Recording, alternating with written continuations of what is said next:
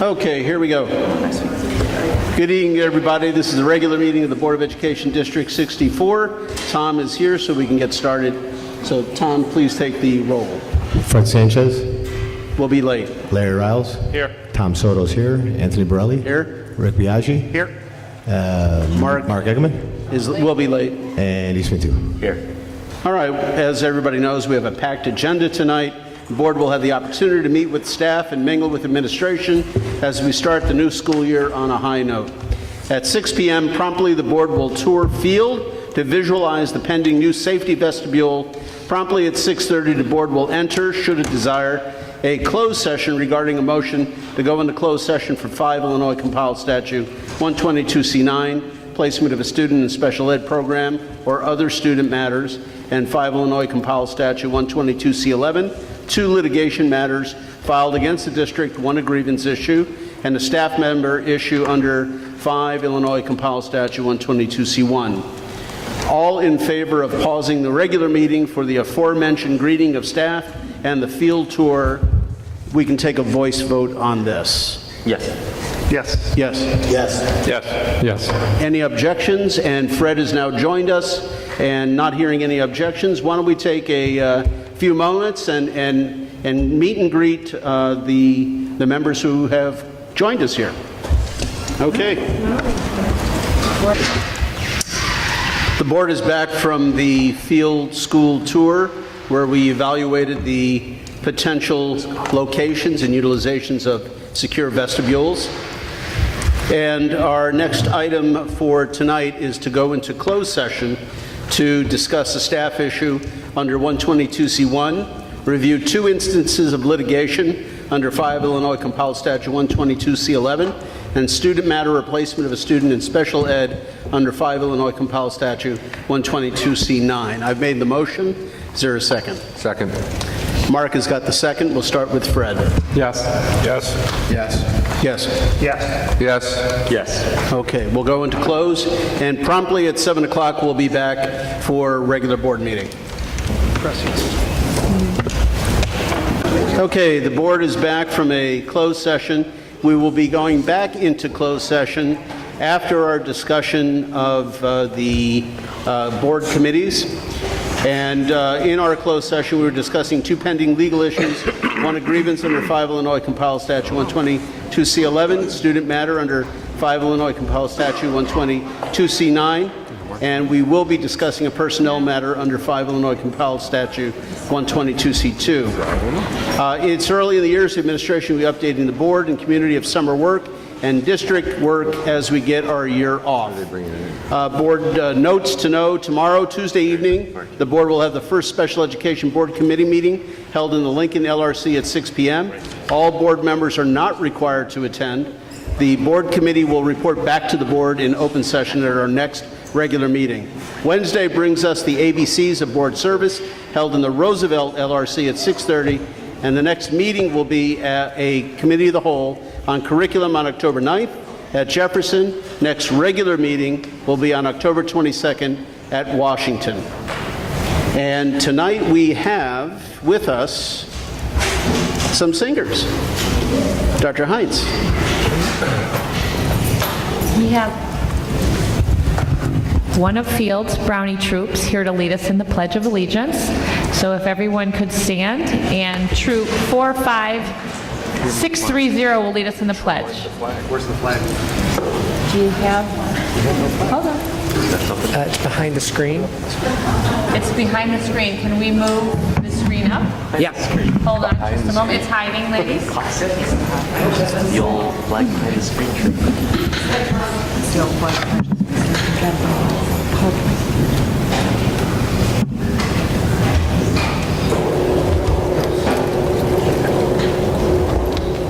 Flag behind that screen.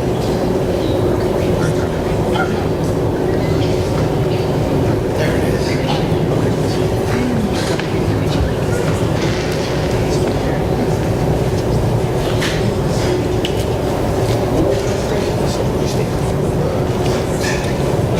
Mr. DeGeorge, can you close the laptop screen on the podium?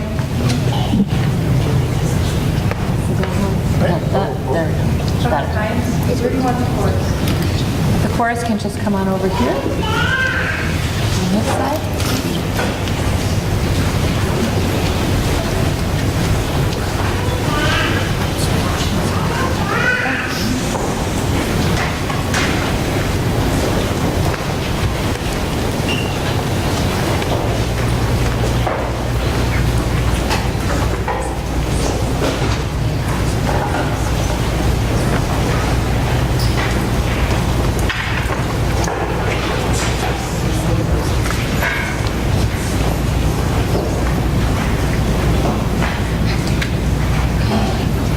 Brownies, are we ready? Okay. Pledge allegiance to the flag of the United States of America and to the republic for which it stands, one nation, under God, indivisible, with liberty and justice for all. Okay, thank you. We have the pleasure tonight of having the 4th and 5th grade Roosevelt Choir here to sing the national anthem. So stay standing if you'd like.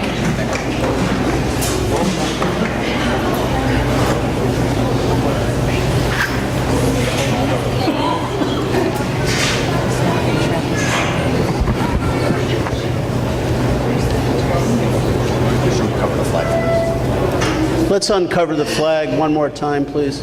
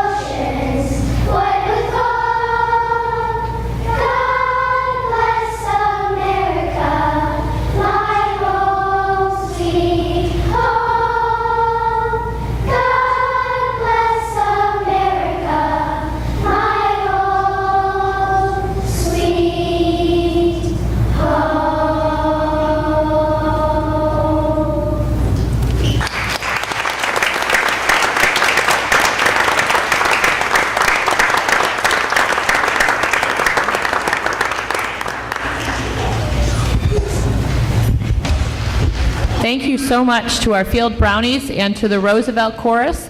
This is the same group that sang at Patriots Day on 9/11 outside of City Hall, and they sounded equally beautiful tonight as they did then. Thanks again for coming tonight.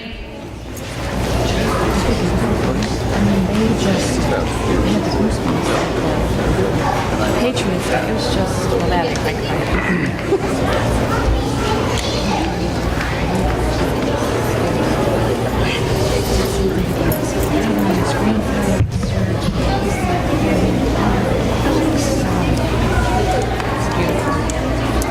Okay, and we don't need the flag any longer.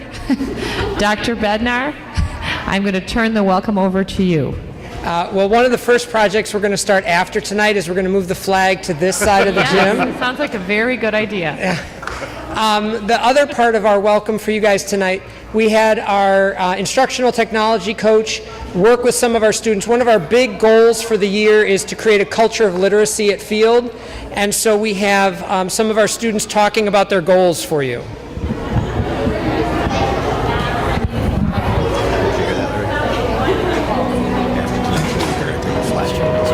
Oh, sorry. To deal with that again. Hold on, I thought I did.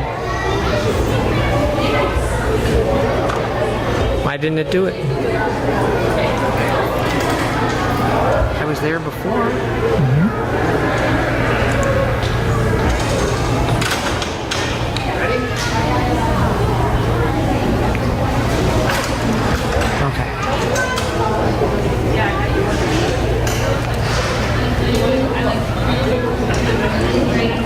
I'm Zach, and I'm in the Collective class. We are accountability buddies. Today we meant to set our reading goals. We meet once a month to see if we have reached our goals. We are excited to push one another to read even more.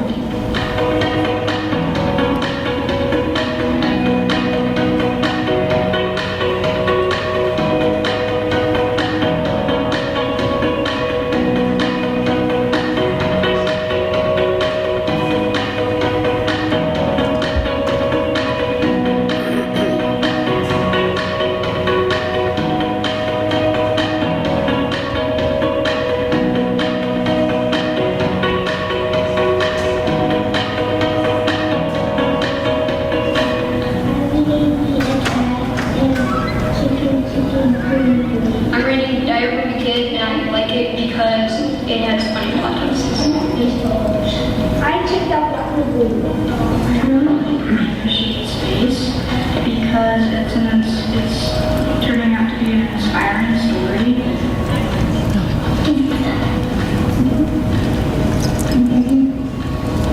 The Black Lagoon. My mind because it has a really nice main character. The one made in script. I like it. What? Because I really like it. Yeah, I really like it because I love it.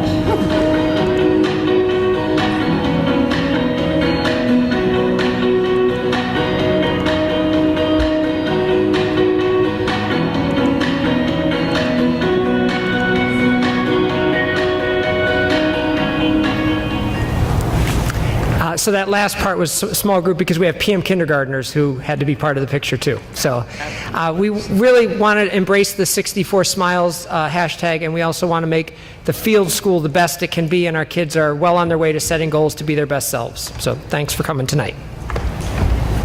Thank you. Thank you, Dr. Bednar. We'll be moving along, and after public comments, we're going to have, provided that the board is in agreement with this, we'll move the special education update and board committee update ahead, and it will be after the overview and formation of the Niles tax increment to save time, and then we will go into closed, come out of closed, and complete the remainder of the agenda. That way, members of the audience who are here for certain portions won't have to stay until 9, 10 o'clock. So hopefully that's going to work out well for everybody. That being said, I do turn to public comments now.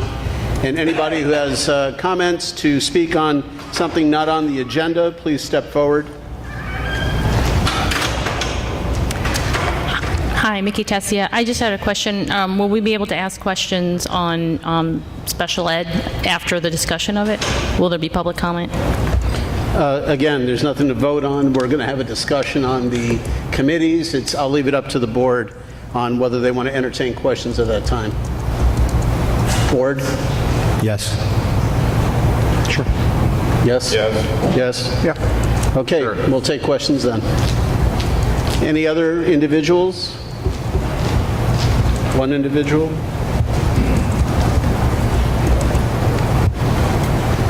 Hey guys, I came here last month as well, kind of got some more information. I wanted to speak a little bit more in depth about school security. Your name?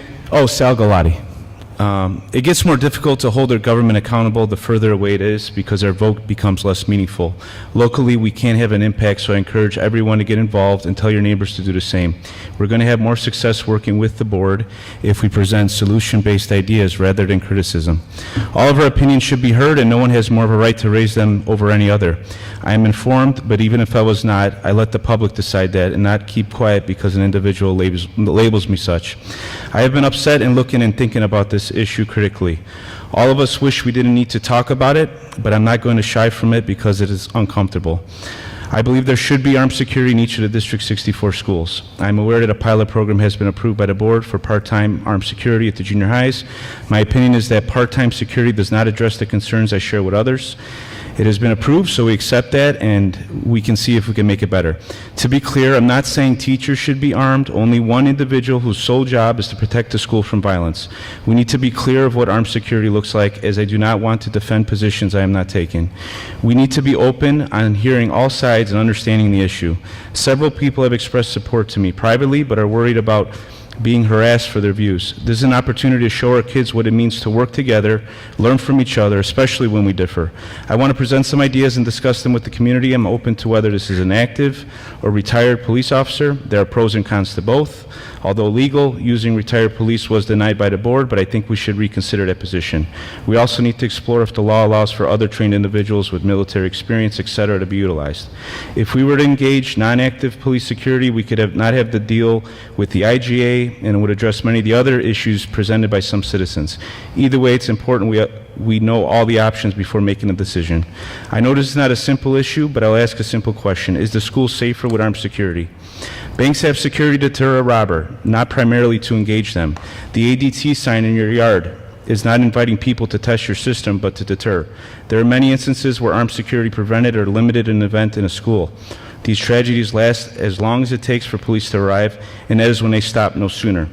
There are troubling insights made highlighting the thought process of these people that I do not want to dwell on here. The point being, they will not stop unless they are stopped, and they seek unprotected targets. I'm happy to discuss the specifics of the pros and cons of security anytime, but this statement is meant to encourage the conversation and not make a case for it.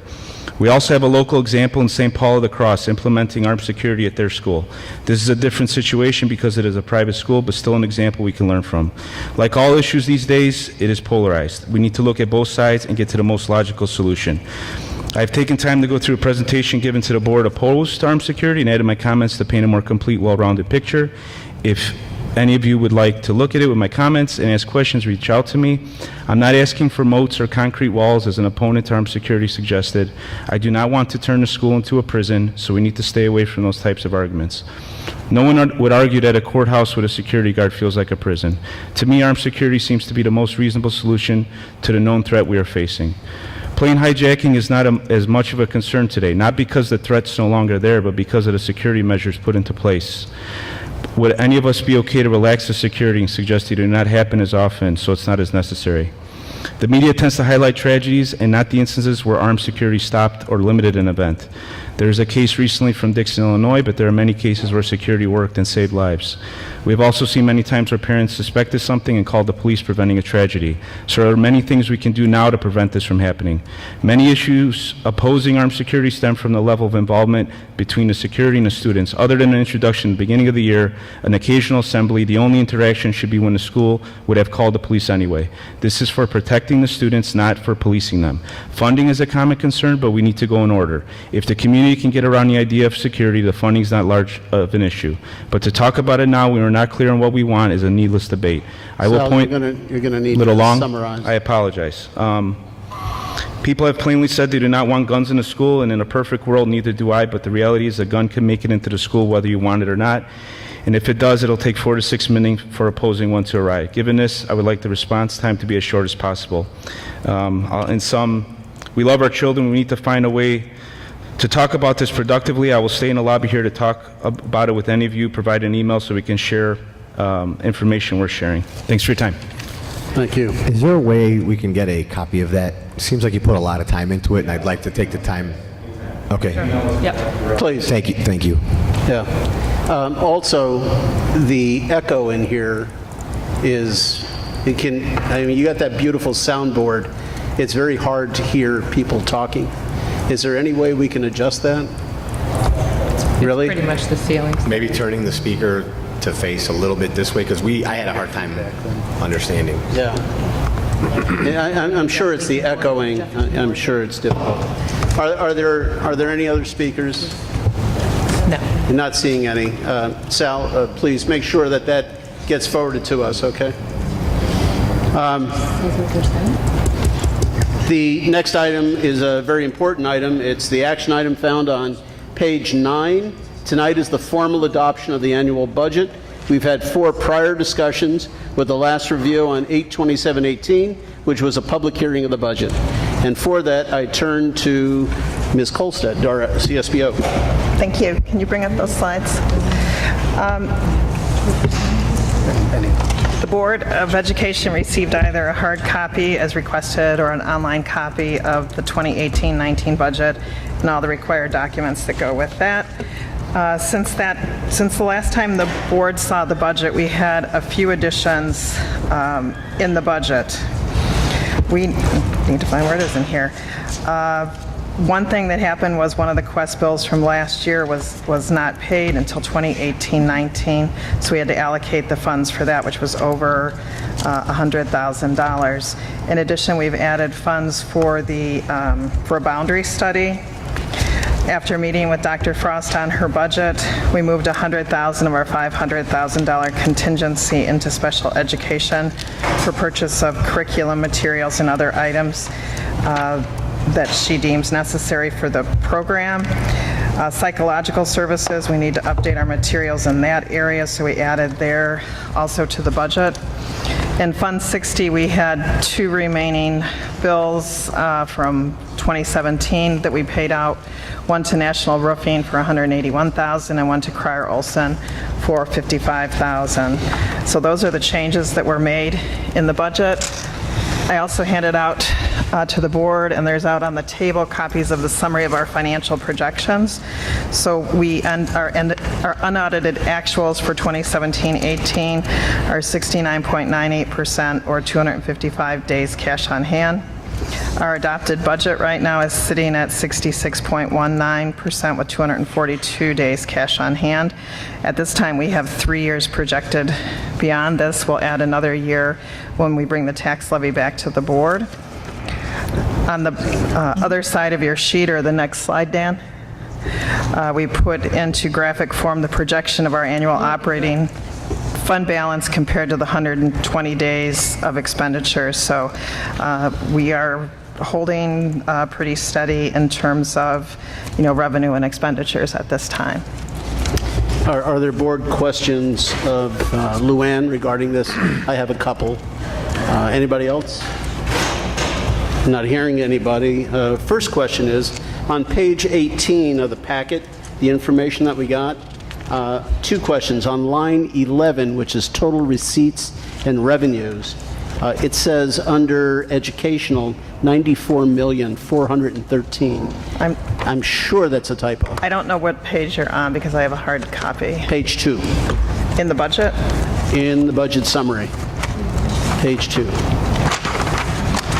Line 11, total receipt revenue.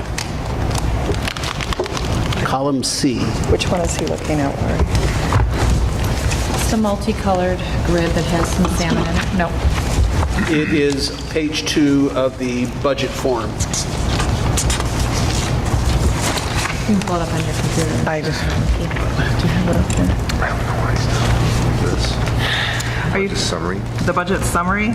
Yes, if you look on the board packet, page 18, Page 2, but Okay. column C, line 11. Right, I see it. We have to add in money for on-behalf payments for TRS, and so that has been added into both revenue and expenditures within the budget. So that 94 million is correct? Yes, that flows through the budget, so we have, it's part of our auditing, we have to include that, and then at the end of the year, the adjustment's made, so it's kind of an equal in and out amount. Okay, it's just confusing Yes. when you see that, because that's not a number that we normally see on our financial reports on a yearly basis. We or monthly always basis. have it in, but you probably did maybe a deeper dig. That's something that the auditors require that we put in, but it's an in and out, and so it can cause confusion when you're looking at the budget and the AFR for the audit. It does cause confusion, but we're required to do it. Okay, one other question, just two more actually. On line 22 of that same page, it shows a deficit of 488,716, but I know that we have a positive balance in our budget. So how does that reconcile? So at the end of this year in our operating funds, 18-19, right now we're projecting a $200,000 deficit. We added all the expenditures I had discussed. However, we have the $500,000 contingency within the budget, so I feel very comfortable that we will be fine. We'll end the year in the positive. Correct. Okay, and then the final question I have is, looking at the sheet that was handed out, and thank you for doing this, because it summarizes everything for my abilities anyway, the operating fund balance, as we see at the end of 18-19, would be $50 million. Is there still some thought of using some of that operating fund balance toward capital projects? Yes, I would want to talk to the board about that after we look at the tax levy for 2018, about if we want to move forward with using some of our fund balance so that we can keep it at a level that the board wants. Yeah, and is that at the same time we do our annual financial projections? Yes, we can talk about it then. All right. Larry has a question. Yeah. Well, you see on my little yellow notes, so you I'm need not to going to come ask by. all the little yellow notes, but we still doing student supervision stipends for teachers? Yes, we are. So we have, that's through the PREA contract. So in some buildings, we have teachers that do accept that stipend, and in some buildings, we have ones that do not. And those stipends are set by contract? Correct, the amount. So we have to pay these teachers to stand beside the lunch ladies at lunchtime? Well, no, if we have enough teachers, we're not hiring the same number of lunch supervisors. His question is, are they getting paid to do lunch on their lunch duty? And the answer is yes, because contractually they're obligated to a duty-free lunch. If we had enough lunch supervisors, we'd still have to pay these teachers $30 an hour versus $12? No, we basically, we prefer the teachers in the lunchroom because the behavior with the students is better. However, we cannot get enough certified staff in the lunchroom. It's very common for districts to have certified staff working in the lunchroom. Our buildings have a combination of both, and it seems to work out well. And we are mindful of the budget, but you are correct in that when the teachers are there, the lunchroom runs more smoothly than when the lunch supervisors are there, or the lunch parents that are our volunteers or employees. We like a combination of both. Okay, well, having been a lunch lady once upon a time, I'm not sure that what you just said is true, but I do know we pay the teachers $30 an hour versus paying the lunch ladies $12. So we could probably hire 2 lunch ladies for every teacher we've got standing out there. So if we had enough lunch ladies, maybe we would have more supervision in the lunch program. I just can't see I'm going to let Lori address that. $240,000 a year in teacher stipends to stand with the lunch ladies at lunchtime. I've got a problem with that. And if I can only jump in here 1 second, I totally agree with Larry, except that, Larry, I remember very clearly about 3 years ago, there was a very difficult opportunity to hire lunch supervisors, and we didn't have enough. And that's where the idea of bringing in some of the staff was brought about. And we're still struggling at some of our schools to have the right amount of volunteers. Some of the schools, they have teachers that are interested in doing lunch supervision, and others, they're not interested. So we have it both scenarios in our schools. Some are staffed evenly, some are still understaffed, and some of our schools don't have many teachers, if any at all. Principals that are in the audience, assistant principals, if you would care to shed any light on whether or not you think teachers add value to the lunchroom, I would love for the board to hear your take on if they respond differently to teachers versus lunchroom supervisors, whether they're gentlemen or ladies. Well, in all fairness, I mean, I want to hear the response, but in all fairness, and Larry, I don't want to talk for you, but I think you're saying that if we had above and beyond the number of lunch supervisors, it might equate to the same effect. I think that's what Larry's saying, but... And plus, last year, we had this discussion last year. And the year before, and the year before that. And I'm looking at $240,000 in paying a group of teachers to stand around at lunchtime. And trust me, maybe they add some value, maybe they don't. Maybe it's hit and miss by school. I don't know, but I think maybe if we made a larger effort at hiring more lunch supervisors and lunch ladies, we could do it cheaper than we're doing it now and come out with the same results. So the one building that we are having problems with has no teachers in there. That principal's not here tonight, though. The Otherwise, assistant principal is. is she? Allison here? There, you'd have to only hire 2 lunch supervisors compared to 1 teacher in order to have a net. Still save $6. Lunch ladies are getting $12. The problem isn't hiring, the problem is exactly that, hiring them. There's not enough applicants wanna hire someone to for- fill all these positions. Right. That's the problem. $12 an hour to come in the middle of the day for a couple hours. It's $14 an hour. So there's 2 then. So you're only saving $2. We can't even get bus drivers at $25 an hour. I didn't know they got a raise. Okay, I've said my piece. Any other comments or questions of Luann regarding any item in the budget? You can always contact please copy Dr. Hines on emails you send to me. Any questions, or if you want to come by the office and have a cup of coffee and we can review things in the budget, I'm always open to that. I'd like to just circle back one thing to what Larry's saying. Look, we're all conscious about saving money. I mean, that's something I've been here almost 8 years now begging for. In fact, you received an email from me today. Deficit spending is my anathema. Yes. So, you know, I'll go on the sword on that. I don't want that to happen. And looking at avenues to save money, there's no question Larry is absolutely correct. And again, I don't want to speak for him, but I agree with him. The question is, how do we get more? Because obviously, if we need 10 individuals to supervise, 10 non-staff members don't have the same clout as 10 staff members. We know That's correct. that. So we would have to have 15 or potentially more to have that presence. The problem is we're not getting enough. Are we advertising properly? Is it the salary? I mean, maybe we should raise the salary to see what kind of response we have at that point. I mean, are we considering other avenues to bolster that? Obviously, if we raise the salary and hire more people, that differential, the delta between the two expenses comes a lot closer. But one quick thing, I don't think the 240,000 is the complete not. number either, because that impacts pension obligations. And so that extra 240 grand raises our long-term pension obligations as well. So it's far more if you, Right. I would assume if they ran those numbers out, it'd be far more than And that. this whole discussion is outside of the earlier discussions from years ago of having teachers do this within their contract. This is something completely different from that. Well, within our collective bargaining agreement, they have the right to a duty-free lunch.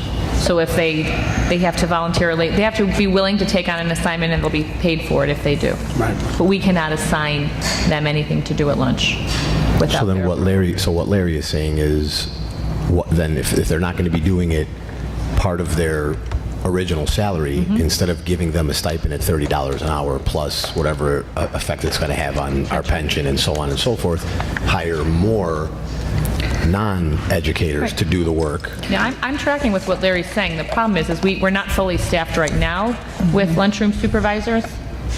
So, and we go through this every single year. My administrators, please, you live and breathe this every single day. Please come to the podium and address So the the Board of Education. argument on the other side is we're having a hard time finding non-educators every to do single the work. year. Gotcha. And in some schools, as I said, we don't have teachers that are interested, even though they're going to make $30, an hour to do it. They're not interested. They want their duty-free lunch to regroup, to prep, to do whatever they need to do during their lunch break. That's correct. So I'm Amanda Spihalski. I'm the assistant principal here at Field School, and we have struggled to fully staff our lunchrooms. It's very difficult. We offer, obviously, to our teachers, and we don't have a lot of teachers that take us up on that offer. And if they do, it's not for the full 5 days. So unfortunately, despite Dr. Martin putting ads on the back of receipts in grocery stores and really trying to get the word out there, we will go through several interviews, and people seem like they're interested, and then once they find out about what's required, the pay, whatever it might be, they don't end up showing up. So consistency is very hard. We struggle, as I said, to get our lunch supervisors fully staffed every year, and we would love to have more teachers out there because they truly do make a difference.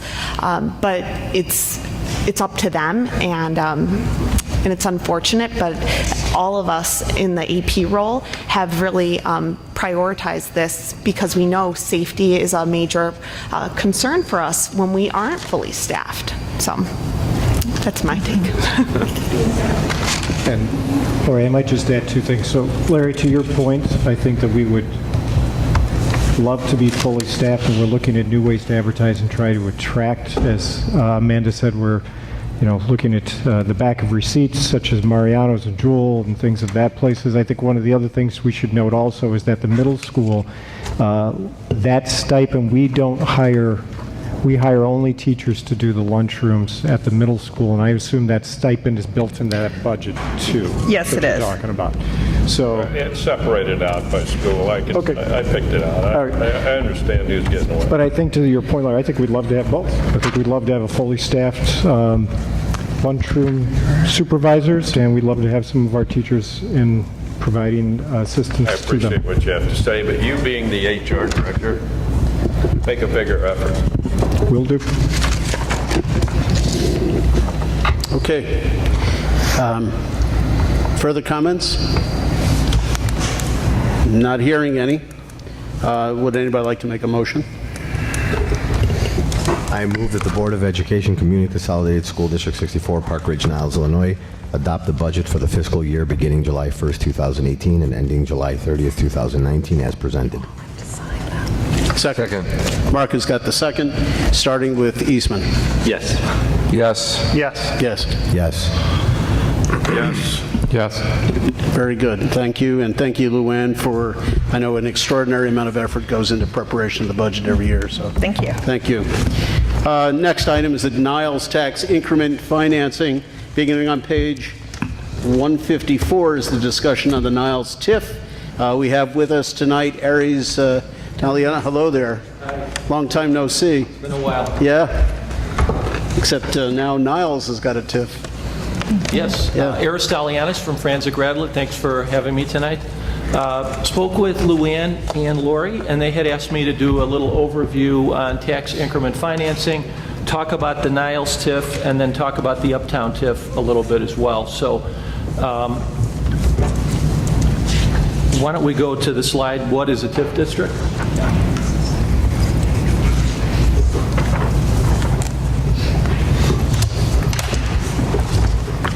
So there's really been, I would describe, an explosion in the use of tax increment financing, especially in Cook County. It has become the default tool for economic development. Thanks. And what you're seeing is the statute is very pro-TIF creation. Municipalities either have to show that an area is blighted, which they are often remiss and unwilling to do, or that an area is threatened with blighting, which would qualify it as a conservation area. And that's what typically you find. And there are, they hire a consultant, and that consultant, I feel like, it has to look at 13 factors, and they are quite subjective. You know, dilapidation, obsolescence, deterioration. There's really only one that I would describe as a qualitative factor, and that's often used, which is finding that EAV has declined in 3 of the last 5 years. And what the Village of Niles is hanging its hat on for the new TIF district at Milwaukee is Oakton is the lagging or declining EAV, deterioration, obsolescence, deleterious layout, inadequate utilities, and lack of community planning. So they are finding that 6 of the 13 factors are present. They have to be present to a meaningful extent, and they have to be reasonably distributed throughout the area. And one thing to keep in mind with TIF districts is funds can be transferred between existing TIFs within a municipality, and we'll get to a slide. Everything's jumping ahead here. There is the finding of blight. In this instance, they are determining that it's a conservation area, that it's reasonably distributed. Who's doing this?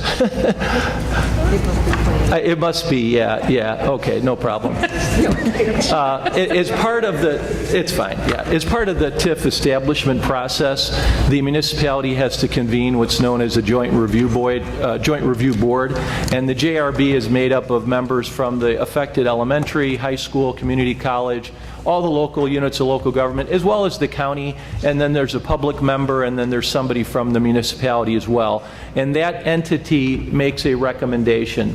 They find that the factors are present, and then they say it is eligible. And if it's eligible, then it goes to the municipality, the board, and the board then will say, we want to create the TIF simply by a simple majority. If it is, if there's a finding that it's not eligible, municipality can still create the TIF district, but it has to be a 2/3 majority rather than a simple majority. So there are, just to get back to Niles, there are currently 2 TIF districts in Niles, and there's the big one at Toohey in Milwaukee, and there's another one. And these TIF districts are generating significant revenue for the village. So, for example, what they call their Grosse Pointe Road TIF, that generates most recently about $1.1 million, and Village of Niles TIF 4, which is the one at Toohey and Milwaukee, that's most recently generated $3.1 million. So between those 2 TIFs, they're generating about $4.2 million a year. And that's money that can be used by the village really for any eligible TIF expenditure. So what the village has proposed are 3 new TIF districts. One of them is affecting District 64. It's the one that is highlighted, let me find it. It's the one that's Milwaukee, and it's one of the handouts, at least. Maybe it's not in the presentation, but it runs north-south along Milwaukee Avenue, Howard on the south, and I want to say Monroe on the north. And then the village is also creating a TIF south of that to connect to its existing TIFs, and then north of that to connect to what they're proposing for Golf Mill. So you will anticipate that some of those dollars from the 2 existing TIFs will be shuttled through to the TIF affecting District 64 and these other 2 new TIF districts. So Niles is unique in that there are multiple elementary districts and 2 high schools. So for the 2 existing TIFs that I had shown you, those are both in High School District 219, so Niles Township High School. One of them is in District 71, which is the Niles School District. The other is in what's known as Fairview South School District 72. And then Golf Mill is actually in District 207 and East Main School District 63. And then this proposed TIF that we're talking about primarily is in District 207 and 64 for the most part. Most of the parcels, not all of them, but the vast majority. And so I anticipate, I would be shocked if the village did not start moving money from its 2 robust, highly productive TIFs where they generated about $4.2 million to some of these other TIF districts. That could possibly benefit the parcels in District 64 if they're able to do something with what is, undeniably a fairly old, not highly occupied stretch of territory there. That could possibly help your EAV over time. This slide here, which I know is part of your packet, showing the graph, basically just represents how the TIF district works. For a 23-year term, the EAV that's in the base, and so for District 64, that EAV is like $22 million. You will always be able to apply your tax rate to that base EAV. Any increment that the village is able to generate, either through new development, getting tenants for properties, or frankly just reassessments every 3 years with the county assessor, that difference, the area in the gold, that revenue is for the village to spend as it sees fit on TIF projects.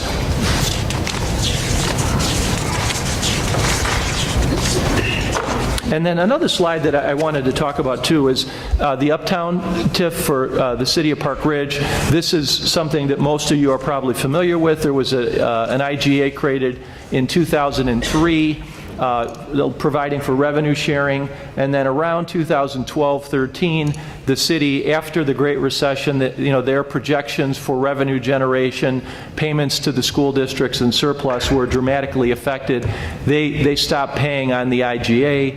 There was a standoff. Eventually, we negotiated a First Amendment to the IGA in 2015 that continues to provide the new student payments, which I'm assuming, Luann, you are asking for and getting on an annual basis, and it created a new formula for new growth payments. And what have those new growth payments been? We get about 720 to 750,000 a year. Okay. And Aries? Yes. I was on the board when we had those extensive discussions, and nobody here today was part of that. And I think that they would probably need to be filled in about those two components, because I assume that Niles TIF will have the same thing. I don't think that it will. There's been no discussions on the Niles TIF regarding at least new growth payments. Statutorily, you are entitled to the new student payments. So the language of the TIF Act provides that if there's, quote, a net increase in students, that the district annually by September 30th has to certify to the municipality, hey, from this development, we've got 15 new students. There's a statutory formula in terms of what the reimbursement is, and you are entitled to those dollars. The new growth feature that's present in the City of Park Ridge IGA is unique. There's no statutory provision for that. That is not part of, that hasn't been part of the discussions at the JRB or with the village so far. So and maybe, I don't know what the village is doing on these two existing TIFs for District 71 and 72 and 219. I just have no familiarity. If there are arrangements, those are fairly small school districts, and $4.1 million is a lot of revenue to, in a sense, be taken off the top as it affects those entities. Sure. There's been no talk of some new growth type payment, at least for the village Oakton Milwaukee TIF. So is everybody okay with that, or do you need to have just a few moments of explanation as far as how the City of Park Ridge TIF functions? And if not, we can move along. Anybody? Everybody's good? Okay, So about great. half of the payment we receive right now is for new students, about half of that. So we send that number to the City of Park Ridge, and we verify the students, and then they issue a check. Yeah. Yeah, that was never the question. We always had that. It was the other one that was quite vague that we had to negotiate on. And actually, the new growth payment... The new growth. Yeah, and from the city is even, by agreement, is broader than what's provided for by statute, because it includes families that leave a house outside the TIF and say move into a property in the TIF. The family moving into that house outside the TIF, that's included as well. So it's a broader, more generous reimbursement provision than the TIF Act alone provides. Two other handouts that I wanted to show you.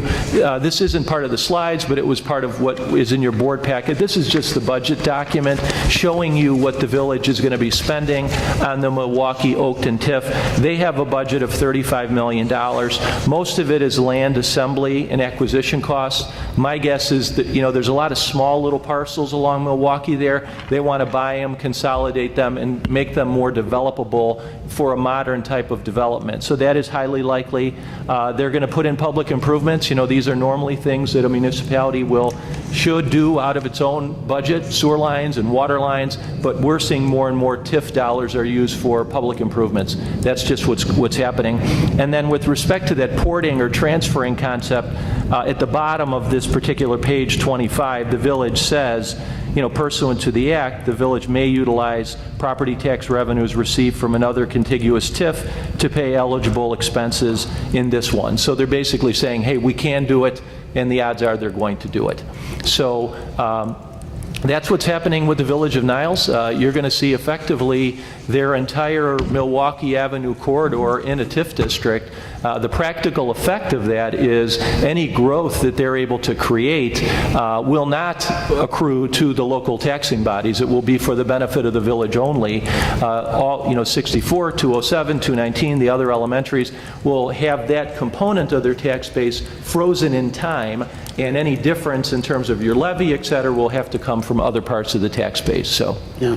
So have we identified if we have any students that are currently residing in this proposed TIF area? I believe right now there's very few residents. When we met with them, they said there are very few residents. It's mostly commercial, right? Yeah. Commercial, and they said that any housing that they build would be like one-bedroom type housing that they would be building for individuals commuting down to the city. Okay. I mean, right now, the main intersection is, you know, there's a Walgreens, there's that closed Italian restaurant, there's that Jewel-anchored mall, and then there's a McDonald's restaurant at the other corner. Yeah, yeah. Well, but it goes and it extends, but those are the ones you might see the most, exactly. Yeah, exactly, yeah. And the amount of payment we're expecting, currently, let's say on average, we have a $15,000 per year expense for each child in district, thereabouts. If there is a family living within this district, have we calculated what the potential return for that family within that TIF district would be? Yeah, what you'll get is you're not going to get your full 15,000. No. It's a percentage, and for an elementary school district like District 64, it would be 17% of the incremental property tax revenue generated by that property that's receiving TIF assistance.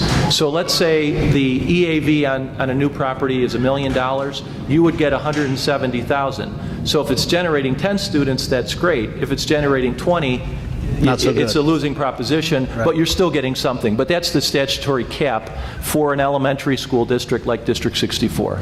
Okay, thank you for that explanation. And will we keep tabs on the EVA of that area? Yes, we've received the EAV already from their consultant that this will affect.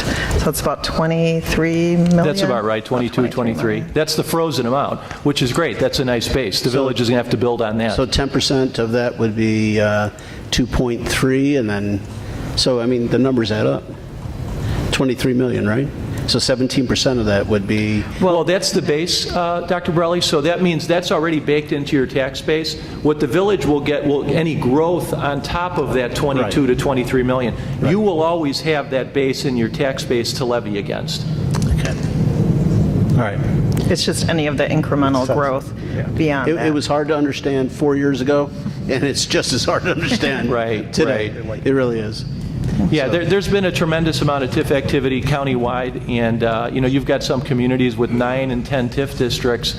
These TIF districts appear to be, you know, in the build it and they will come model, where we're not aware of any developer who is teed up and ready to act. It's really a matter of having the incentive ready to induce development. Sure. We'll see what happens. That is correct. They did not have any yet. Mm-hmm. Okay, any questions? Not seeing any. Thank you. You're very welcome. Thanks, have a good meeting. Sure. Thank you. And let me circle back here. We are moving ahead, and we're going to move the special education update from August and September. We'll do that, followed by the board committee update, at which time the board will suspend or take a time out on our regular meeting. We'll go back into closed, come back out of closed, and then resume the regular meeting. So, that being said, we'll do the special education update. Dr. Frost.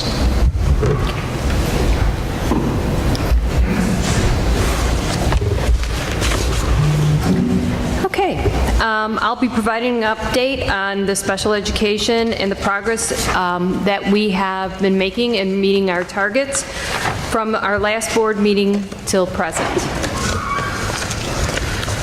So just as a reminder, we have taken the findings from both the internal and external audit, and what we've done is we have defined 4 key target areas, which have included staffing, professional development, consistency, and message of inclusion. These 4 key target areas are the basis for reporting our work. In regards to staffing, the Student Services Department is fully staffed at this time. We will continue to monitor what our needs are, and if there are any adjustments that we have to make within the school year, we will do so.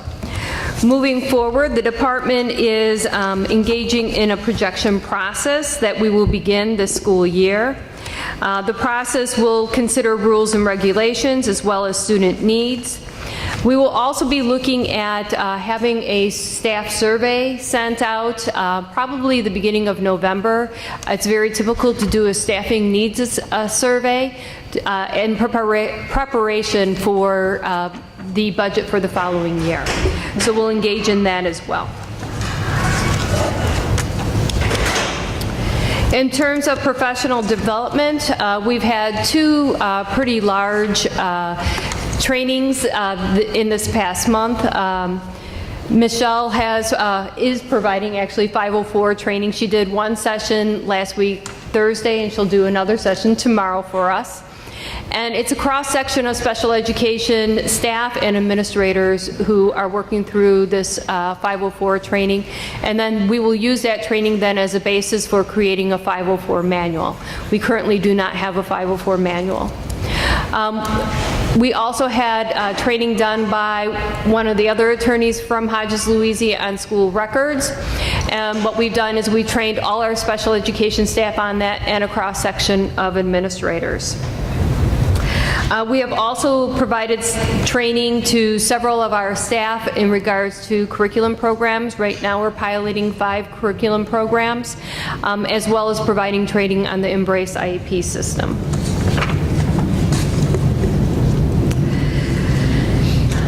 Creating consistency throughout the district has been a primary focus within the last month. The department is building and piloting several academic programs throughout the district, and staff are receiving the appropriate training associated with those curriculum pieces. We also have an administrative committee that is aligning disability awareness into the SEL curriculum. And we also have had an emphasis on the department reviewing, updating, and implementing board procedures, as well as best practices to ensure fidelity and consistency across the district. Several examples are in the board packet, but just to highlight a couple of them, one of the things that we're doing is utilizing procedures delineated within our board policies, especially 6120 AP2, which is access to classroom and personnel. We did an IEP verification form this year to ensure that all our general education staff are aware of the needs, accommodations, and modifications of those students with IEPs. Restructuring procedures for which a school is in receipt of an outside evaluation or when receiving rating scales and checklists from an outside source, or students needing home hospital services. We're also have procedures and resources in determining homelessness and meaningful materials to families. We've created a bi-weekly newsletter that is sent out to our department staff and administrators by our assistant director bi-weekly. And like I said, there are many more items that are outlined within the board packet. Leanne, can I ask you to talk a little more in depth about the IEP verification form and how it's going to help ensure that TAs, general education teachers, special education teachers have shared IEPs, have talked about modifications and accommodations, and just that whole process, and why we found that to be so important, especially based on feedback we had received last year. Certainly.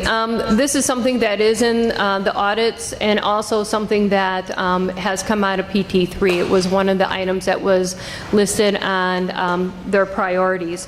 So to ensure that, one of the things that we have to ensure that all of our IEPs are implemented. So the best way to do that is when our students are in general education environments, that those staff be aware of what is in those IEPs. So any accommodations that have to be made to instruction, whether it's, something as simple as proximal seating, where a child is sitting up towards the front of instruction, to looking at some of the modifications, maybe with homework. They're only doing homework, twice a week as compared to 5 times a week.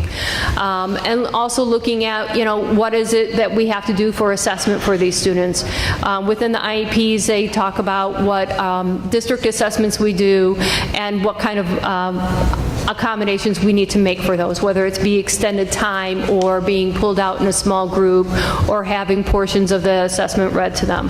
We want to make sure that we're honoring each child's IEP and making sure that they have the appropriate accommodations and modifications being made to their programming. So it's important that we have those discussions with the staff who are going to be working with our students. And this is a way to ensure the form itself asks for signature from the general education staff. We've also expanded that to our teacher assistants as well, because we want our teacher assistants to be aware what is in a child's IEP. Great, thank you. As long as you're in that section, can I also ask a question? Sure. On the newsletter, is the newsletter intended for intra-staff, or is that also going to go out to parents? No, it's only for interest staff, and it's talking about different things that we're making changes within the department on. For example, one of the changes we made was in our Embrace system. We're using all the eligibility forms that are in Embrace. We're not using the ones that District 64 had constructed in the past. And also with a functional behavior analysis and also a behavior intervention plan, we are using the forms that are within Embrace and not outside. So this is our tool of communication as well, to make sure that all of our staff are aware. We'll also highlight some of the different procedures that we have encountered too, making sure that, if we have a situation that we're addressing in one school that pertains to all schools, that, we're letting staff know how we want to have those items addressed. Which all of that to maintain consistency sounds exactly what's needed in that area. But I do know that many individuals had spoken about parents being informed, and as a matter of fact, that was part of the audit that came out. Yes. What methods can we perhaps even take some of that information that's being shared among staff and share that with parents, whether it's monthly or quarterly or something like that? Well, and one of the things, we have actually held off on that at this point, and partly because that is one of the priorities on PT3, and I would really want to have those parent inputs as far as what they think are the most important aspects to have in those. And we did have, that's kind of on the next slide, our PT3 group did meet last week, Thursday. We are also scheduled to now meet on October 1st. And at this point, we've engaged in some relationship building activities, and partly in order to make sure that our work is effective. We want to make sure that we build those trusting relationships, because if we don't have those trusting relationships, our work is not going to be productive. So that's what we've started off with. Again, we've tried to make these meetings kind of close because we don't want to lose that momentum of it as well. So my hope is that the October 1st meeting will set more of a more reliable schedule and start digging in on those priorities and starting on those activities. Great, thank you. So when we talk about message of inclusion, the director and the assistant director have been visible and accessible to staff, parents, and the community. both Sue and I are very much engaged in IEP meetings and 504 meetings and classroom visits. So, and when we have principals or assistant principals who want to talk a matter about us, we usually try to go out to the site so that we can address situations with them personally on their sites. We did talk about PT3, and we do have our special ed board committee that is going to be convening for the first time tomorrow. So, and we're already planning and engaging in other activities to address the 4 areas. Additionally, we are continuing what we're calling our inquiry gathering as it pertains to understanding what policies and procedures, processes, manuals, instructional tools, and state data that we have access to at this time. So at that point, are there any other questions? Board, any questions of the first of many SPED updates? Second. Oh, that's right. It is the second one. It is. Technically, it is the second one. Okay. Thank you. And that leads us right into the board committee update discussion. And I really wanted to have Larry back, who should be back in a few minutes. Do you want to start with? But we will start with SRO. Right. Okay, that's good. Okay. All right. So as an introduction, so we had certainly we as a group we had discussed we pretty much knew where SRO was headed. We needed to develop the mission statement, make sure the mission statement agreed with the IGA, and once that came up, then the board was going to vote on that as an entity. We now I have submitted and proposed a list of committee members, 9 individuals. The board needs to decide on acceptance of those and feel comfortable with that. Obviously, I don't do anything in a vacuum. Those individuals need to be contacted, and we have 2 board members, Mr. Sotos, Mr. Biaggi, who are the board representatives. Between the 2 of them, this is a board committee, and I fully expect that the board committee members will take responsibility for governance of the individual committees, and between the 2 of these individuals, they will determine which one of them will serve as the president, if you will, and the other vice president, if you will, of the board committee for the SRO. Tonight, this is just a simple update. I was looking very quickly, and perhaps Dr. Heinz has it. We were provided by Hodges a 10-point list. Thank you.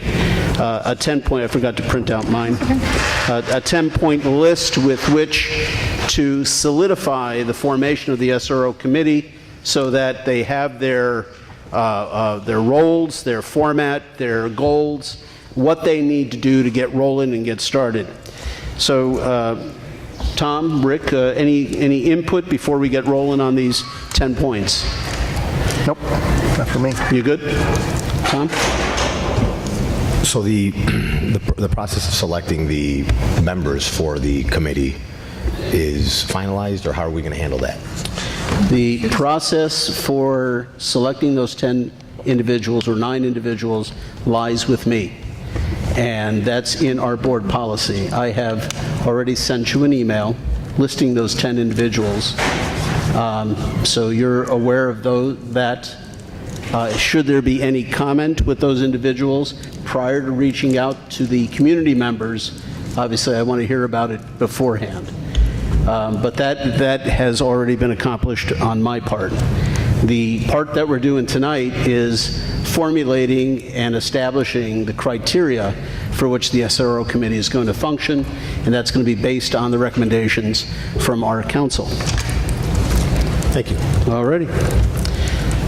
Number 1, so the board committees comply with the Open Meetings Act. It is a subsidiary of the board.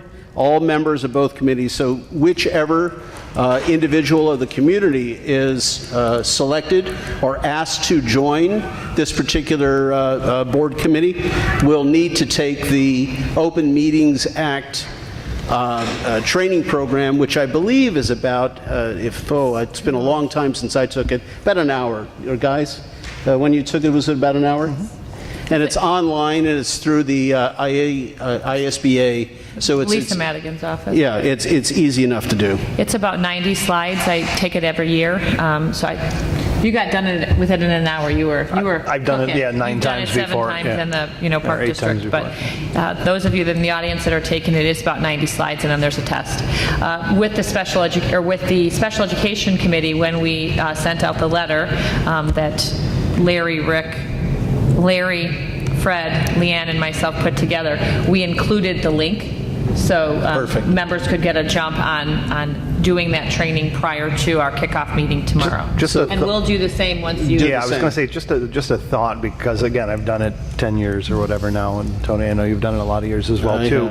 But it's always been helpful to me to get kind of a primer on it from council when they're there, because I think what happens is people take that test and a lot of it goes over your head, and then you have to hear about practical situations. All right, what happens if I text somebody? What happens if I'm texting 2 people? What if I do it this way? And it's helpful just to have one of you guys there, I think, even for a half hour at the beginning of one of the meetings, just so people can get some of those questions off their chest and get them answered.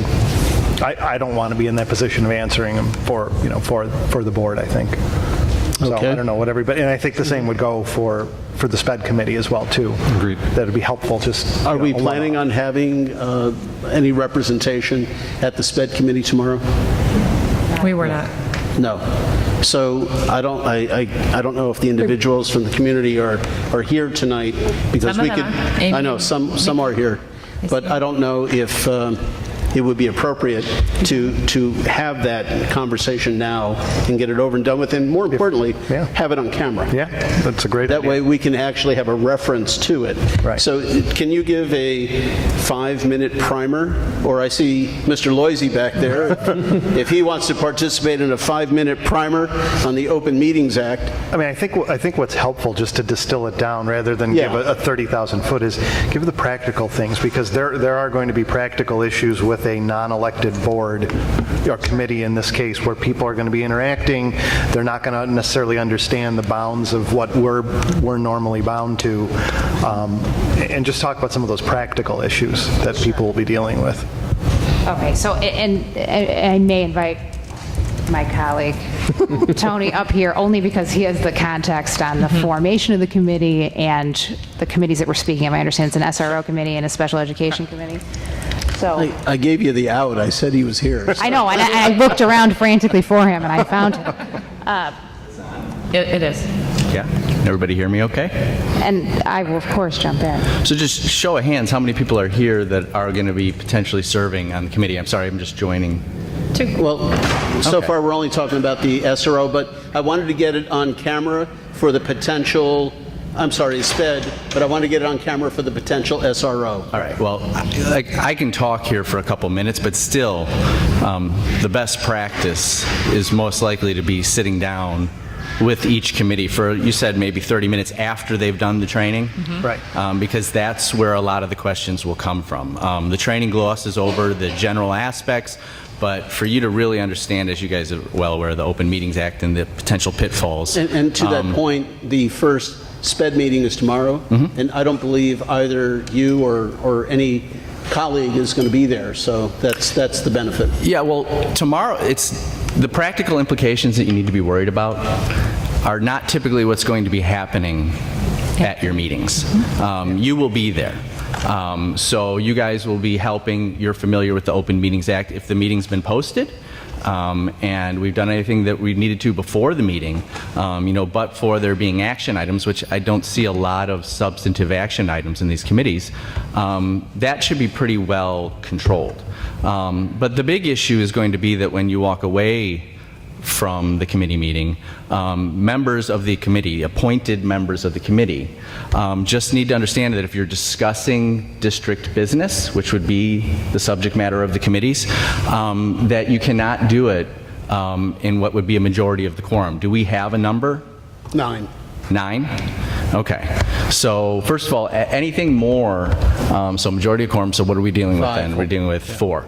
So 4 people that are on the committee discussing district business, that's a meeting under the law. That's considered an open meeting. And it should have been posted, minutes should have been kept, all the things that go along with an open meeting. So you need to be cautious that whether it's on the phone whether it's via email, whether it's via a bunch of group texts, that those kinds of communications among a majority of the quorum will be deemed a meeting, and if you have not done what you need to do, that's a violation of OMA. And Tony, one more to throw in there is social media. Yes. So you get multiple people posting on social media, that's a meeting. Yeah, and this is where we get real specific, and we're a primer that was more detailed, because there are special rules for social media. There's so many hours that have to go by before someone can comment. So for example, if 4 of you, someone posted about a special ed issue, and 4 of the committee members then got on Facebook and just started going rapidly back and forth to each other, discussing back and forth interactively,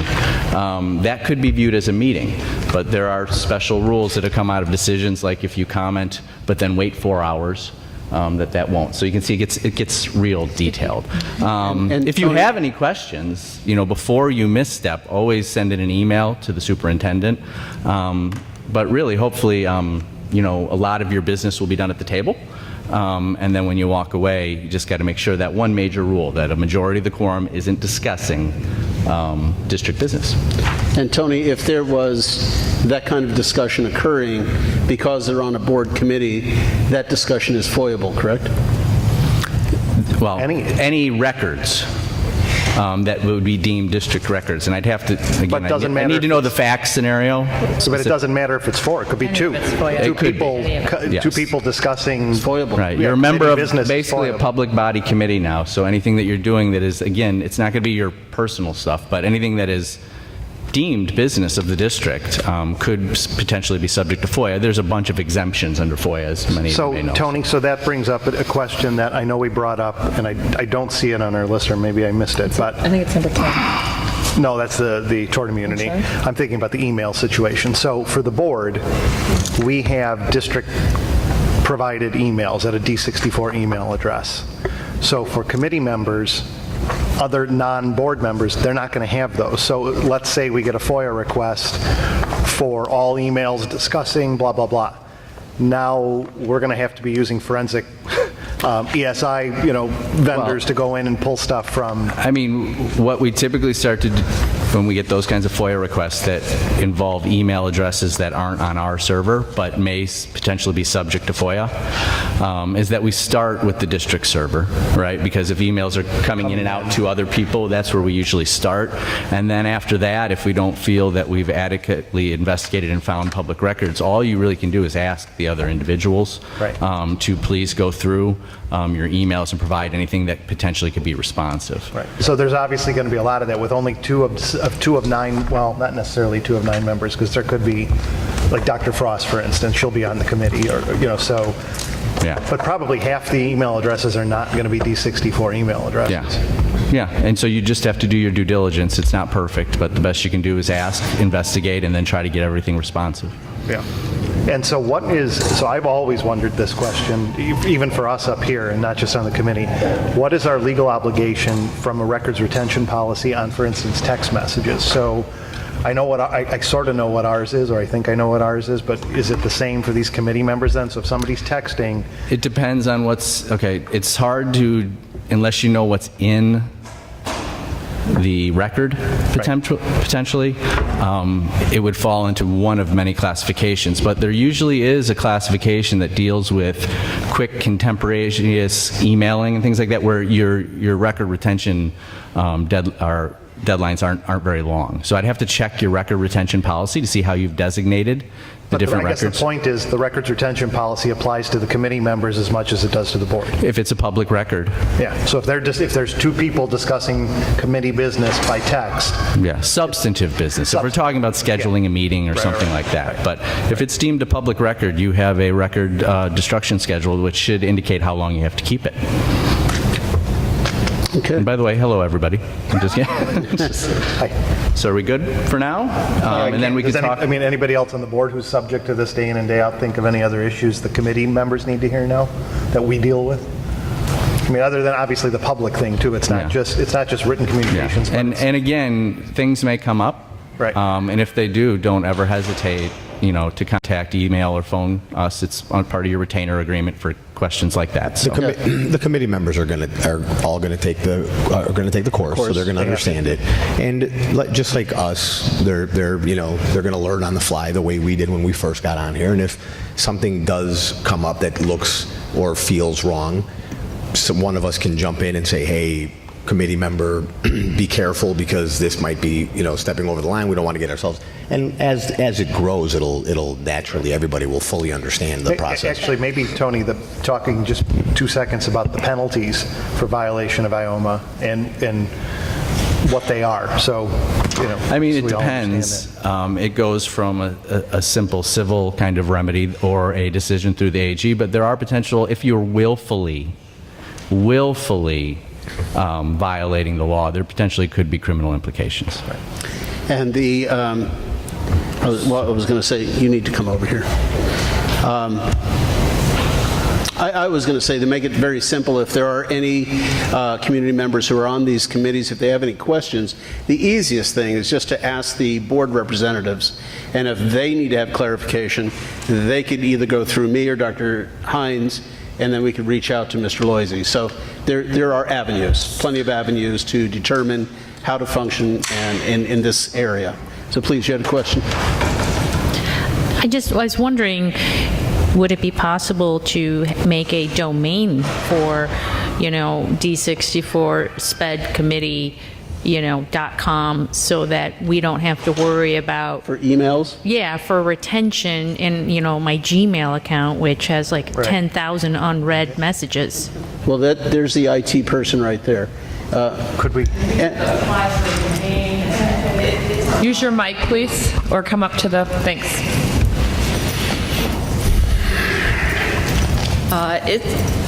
It's not an easy task necessarily. I mean, there's a long process to developing like an email domain and all of that. So, one thing that you could do. Tony, could you use the mic just so it's on the record? And I would probably do it if it were me. I would set up a separate email address that you would use only for that purpose. For that business. And it just makes it real easy then. And that might be something the whole committee wants to talk about. A Gmail account?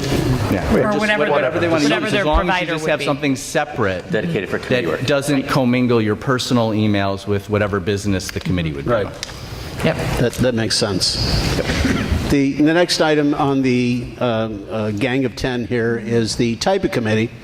And the board has already had consensus in that this will be a special committee for a special purpose for a limited duration. And I'll leave it to the two of you to lead that discussion to determine how long the SRO committee will be in existence. Yep. And then tomorrow night, Fred and Larry will lead the discussion on how long the proposed effect of the SPED committee will be. And Fred can speak to that because Fred and Larry, Leanne and I have had some meetings just, getting ready, prep, the lists, the letters. We've created a site, a Google site that will be used to house pre-reading materials for the committee. We'll put agendas, we'll put notes so the committee has records of what was discussed. We're helping kind of behind the scenes. Larry had said he didn't see it lasting for more than a year or up to a year. Right, Fred? And then if you want to expound on that. I mean, we didn't view this as a standing committee. Right. I mean, the goal would be that we make improvements and we get to a place where we are satisfied with the progress we've made. The board has assurance that the Special Student Services Division is running the way it should be. And so I propose that 1 year is kind of, that'll take us to like next October. It would seem to hold it to the school year. So I would propose take it to June or the end of the 18-19 school year. But again, discuss this in committee. It's my recommendation, but you all work that out. All right, topic, scope of the committee, number 3. Topic, scope, mission, jurisdiction of the committee. We've pretty much, for the SRO group already, the directive is relatively clear. We have an IGA, but the IGA has to align with the mission, and the mission needs to be flushed out.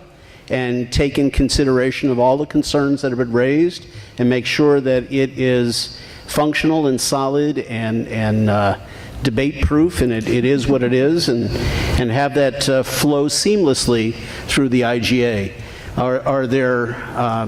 Is there a consensus on what I just said for the SRO committee?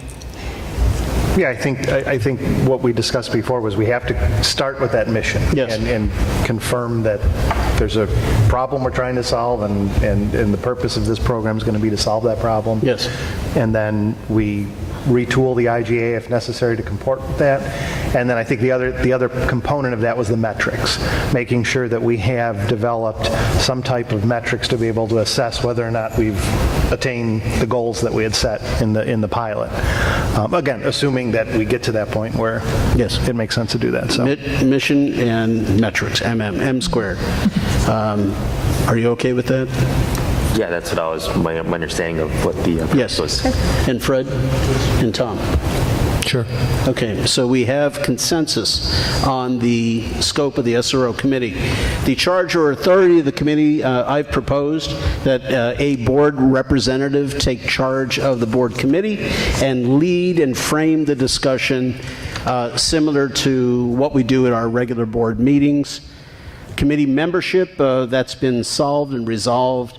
And let me reach out right now and thank the community members for their participation in the SPED committee.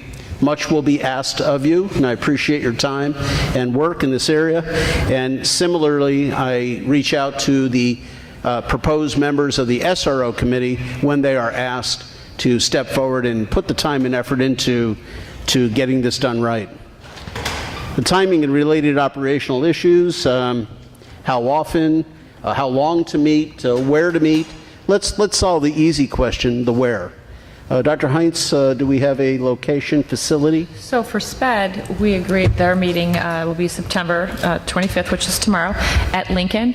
We thought the first meeting of this group might be around 2 hours, and then Larry was really hopeful for subsequent meetings to be about an hour to an hour and a half, tackling 1 to 2 potential topics at a meeting, and then determining at that meeting when we should meet next, maybe do some calendaring when you convene tomorrow.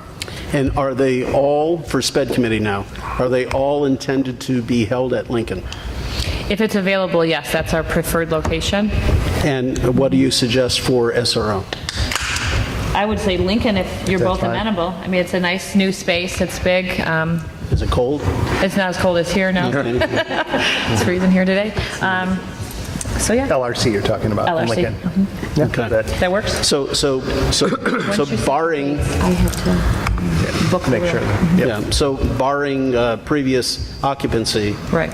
It'll consistently be at Lincoln LRC.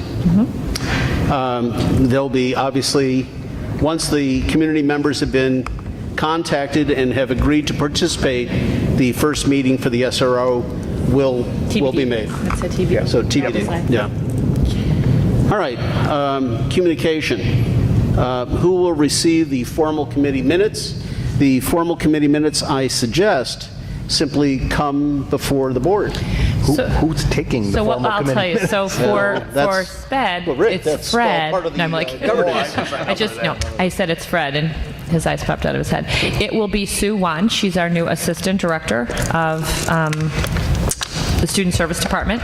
She will take minutes for SPED, and we'll have to determine who will do so for the SRO committee, depending on final membership. It'll probably be potentially Dr. Lopez, or if Dr. Frost is part of that group, or whomever, we can make sure one of them takes notes, minutes, and then we will post them on that internal site, and we'll post them to the board site as well, Yes. just and following the same procedure that we do for any board minutes. Exactly. They're going to be recorded or not?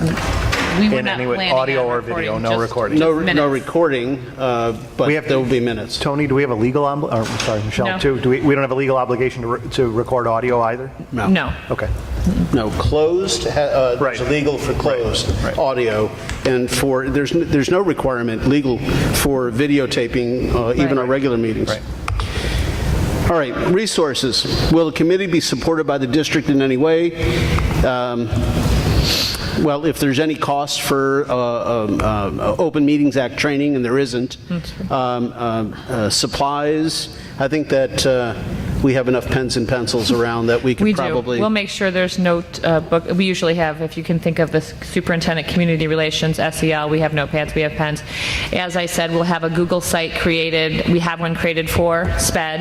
Well, once Tom and Rick meet, they can let me know, or we can just come to a meeting to help facilitate the process, getting the notifications out, getting a site created if you want one, just to do some of that behind-the-scenes work for you so you don't have to, you know? Yeah, I think Okay? that's great. And then that will be our main communication tool between board and committee members. Yeah. Number 9, interplay with other documents, committees, et cetera. I really don't see that happening in the SRO's case. In the SPED case, there may be some outside folks that you might want to have participate in that discussion, and if it gets to it... We had talked about, I remember at the board table, having committee members for SRO and then potentially having resources. So folks in the community that bring a level of expertise or have stepped forward and would like to serve as a resource, that the committee co-chairs would decide when they might need people to come in. And then in terms of other resources, so for the SPED committee, we made sure they had the internal and the external audit resources, and that they didn't have to go hunting for them. We popped them up on the Google site. About a month ago, I sent Rick and Tom the latest, cleanest IGA that we had last discussed at the board, making sure that that would be available to the committee. So those type of resources we'll make sure are available. And I think we built the SRO committee with the intention that it had a representative effectively from the SPED committee on it, because we have someone on the SPED side. So there was that intentional give and play there. There was considerable thought on membership for these committees to make sure that it was well represented and have as broad a representation as possible. So if something comes up, please let board representatives know that just reach out to Dr. Heinz, and any facilities or utilities within the district will be at your disposal. Right. Number 10, insurance requirements for volunteer committee members. And Tony, I know that you provided a response to the board on this particular topic, but perhaps you could explain it if you wouldn't mind. Tony, I can also update you on this. Update, yes. Right. So we are in CLIC, a collective liability insurance cooperative, and I've spoken with them, and I believe Tony's dad did too. All volunteers are covered under our insurance unless they do something illegal. Well, that satisfies my concern. Yes, they are. I mean, we already cover our volunteers for like PTOs and Camp Duncan, et cetera. And he said as long as they don't do something illegal, they're covered. Okay, so the committee members don't enjoy tort immunity like we do. They're covered under our insurance policy? No. Actually, we looked at the statute after the committee meeting, and there is language in there that is meant to cover volunteers. Okay. But as we provided in our opinion, as many of you may know, tort immunity has been chipped away at over and over and over. And if you get a bad set of facts, which I don't contemplate here, but if you did, a judge will sometimes try to look for a way around that. So having insurance behind it is very smart. And yeah, as long as you're acting within the scope of your volunteer duties and you're not committing a criminal act, then you should be covered by the insurance policy, if not by tort immunity. Is the district, are we covered by the acts of the volunteers? Yes, that's... No. Are we covered by the intentional criminal acts of the volunteers? So we as... You're not liable for someone else's criminal act, just like you wouldn't be liable for one of your employees' criminal acts. A criminal act, unless you somehow engaged in it, that's not foreseeable, that's not negligence, that's not intentional, that's someone else acting on their own. So that committee member would not be covered by our insurance because of the type of act it was, and we wouldn't be liable for their act because of the type of act it was. That would be the general rule. Okay. Yes, Generally, where you see this is stealing of funds within a volunteer organization. No funds are available? That's there. See? Pencils are not even available. Okay, we will not give them pencils. All right. Okay. So we've gone through those 10 points. We now have a scope, we have dates, we have locations. Well, we don't have a date yet, but we have location. We have proposed times. I think that we have gotten enough off the ground for the SRO committee. I just have one operational question. On those committees, that we're still subject to, we will still follow Robert's rules, right, for these committees. That's up to the committee. Right. And is there ever a time where the committee is taking a formal vote? And if so, right, I mean, I know they have no authority. Yeah, but you'd reach consensus on items. Okay, but I guess my point but is... unless, I don't see you buying anything, hiring anybody, selling They don't have anything. authority to either, right? Yeah, I mean, no. Yeah. No. So there's no point ever to hold an actual voice or roll call vote.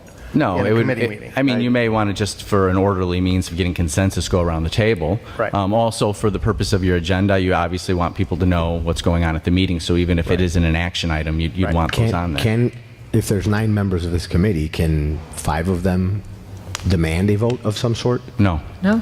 Not if it's not within the authority of the committee. Yeah. Okay. This is an advisory committee, is my understanding. Thing or no? Well, that's consensus, all right? So if the committee, the SRO committee says, X, and we want to recommend X to the board. Yeah, if there was By formal action, what will happen is that committee will make a recommendation that will come to this body. But by consensus, not by By formal consensus. vote. Yeah, the reason, I just want to clarify, the reason I'm asking this question is because in no way are these committees intended to grow this board from 7 members to 16 or 18. No. And it's so that we can be in touch with the community and create a committee where there can be more brainstorming and more thinking and more process in getting certain things done, and then recommendations can come back to the board. Correct. It's a stakeholder advisory committee that is doing work for the board, but all final action on any substantive matter has to be before this body. Right. Right. Would you come to the microphone, please?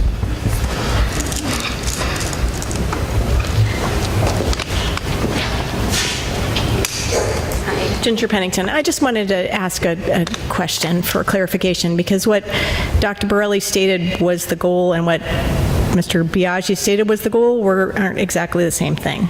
So I'm just not clear in your comments and in the written statement. It's that it sounds that what you're saying is the only purpose of the committee is to rewrite the mission statement to match the IGA. But what you said is something different than that, is to reconsider what the mission is and clarify it, and then, if needed, clarify things in the IGA. So, I didn't hear anything different from Mr. Biaggi than what I intended. well, And that was the latter thing I just said correct then? I'm sorry? Was that the second point I just made? What Biaggi had said an accurate reflection of your intention then? I think what Mr. Biaggi said was exactly what I was thinking, and that was to create a mission statement or take the mission statement that's already been started by Mr. Sanchez that the board has had privy to, and rework that and make a recommendation on the mission statement to the board, but make certain that that mission statement is in sync with the IGA. Right, And so it may require that's different from some- what he said. I'm sorry? That's different from what he said. So you're saying that it may require changes to the IGA or not? It may.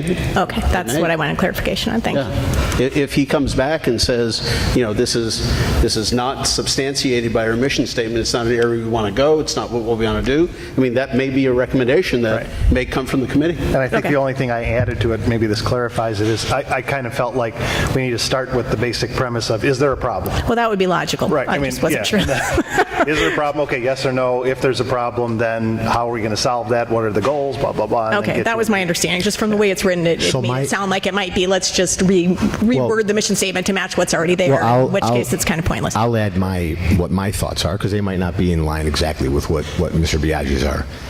My understanding is this board has already agreed that there was a need for this, and that this committee is given the job to make sure it's done properly and done right with the correct IGAs and the correct and all the processes done the way you've presented them to be done correctly. However, having said that, while we're doing all that, if it comes up and it's glaring that we might want to bring back to the board a reconsideration of whether this program is even needed, that would be something we would all be open to, obviously, because we're here open-minded. However, my understanding is that the purpose of creating this committee was to move forward with the SRO program properly, not to give to create a committee to just give another layer of potentially killing the program, and that's not the purpose I understand. of it. That's not what now, I meant. it might get killed if while we're all talking about it, it turns out that, hey, this isn't needed, but that's not the purpose of it. Yeah, just in the initial work, there was an agreement among all of you as to what the need was. So in the process of establishing what that need is, who knows? But yeah, I understand. Thank you. Should come to the podium.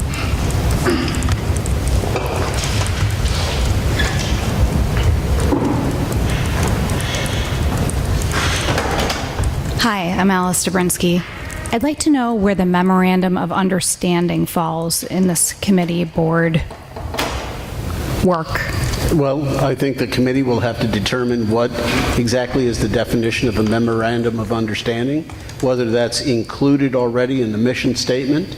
The committee will make that determination of whether there's a need for the MOU or not.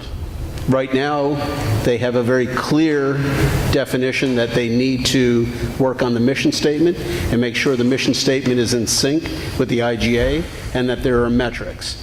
If they find in the development of the mission statement that an MOU, whatever form that might take, is necessary, I'm sure Mr. Sotos, Mr. Biaggi will make certain that that's included. Okay, so there may not be an MOU. There may not. Okay, and I just, this has been a really long process, and I've heard a couple things already here regarding this tonight, so I just want to reiterate and make sure I have this clear. The board has already approved the SRO program, correct? Correct. The board has not decided what the actual purpose, doesn't know as a board together what the if there is a need for the SRO program, correct?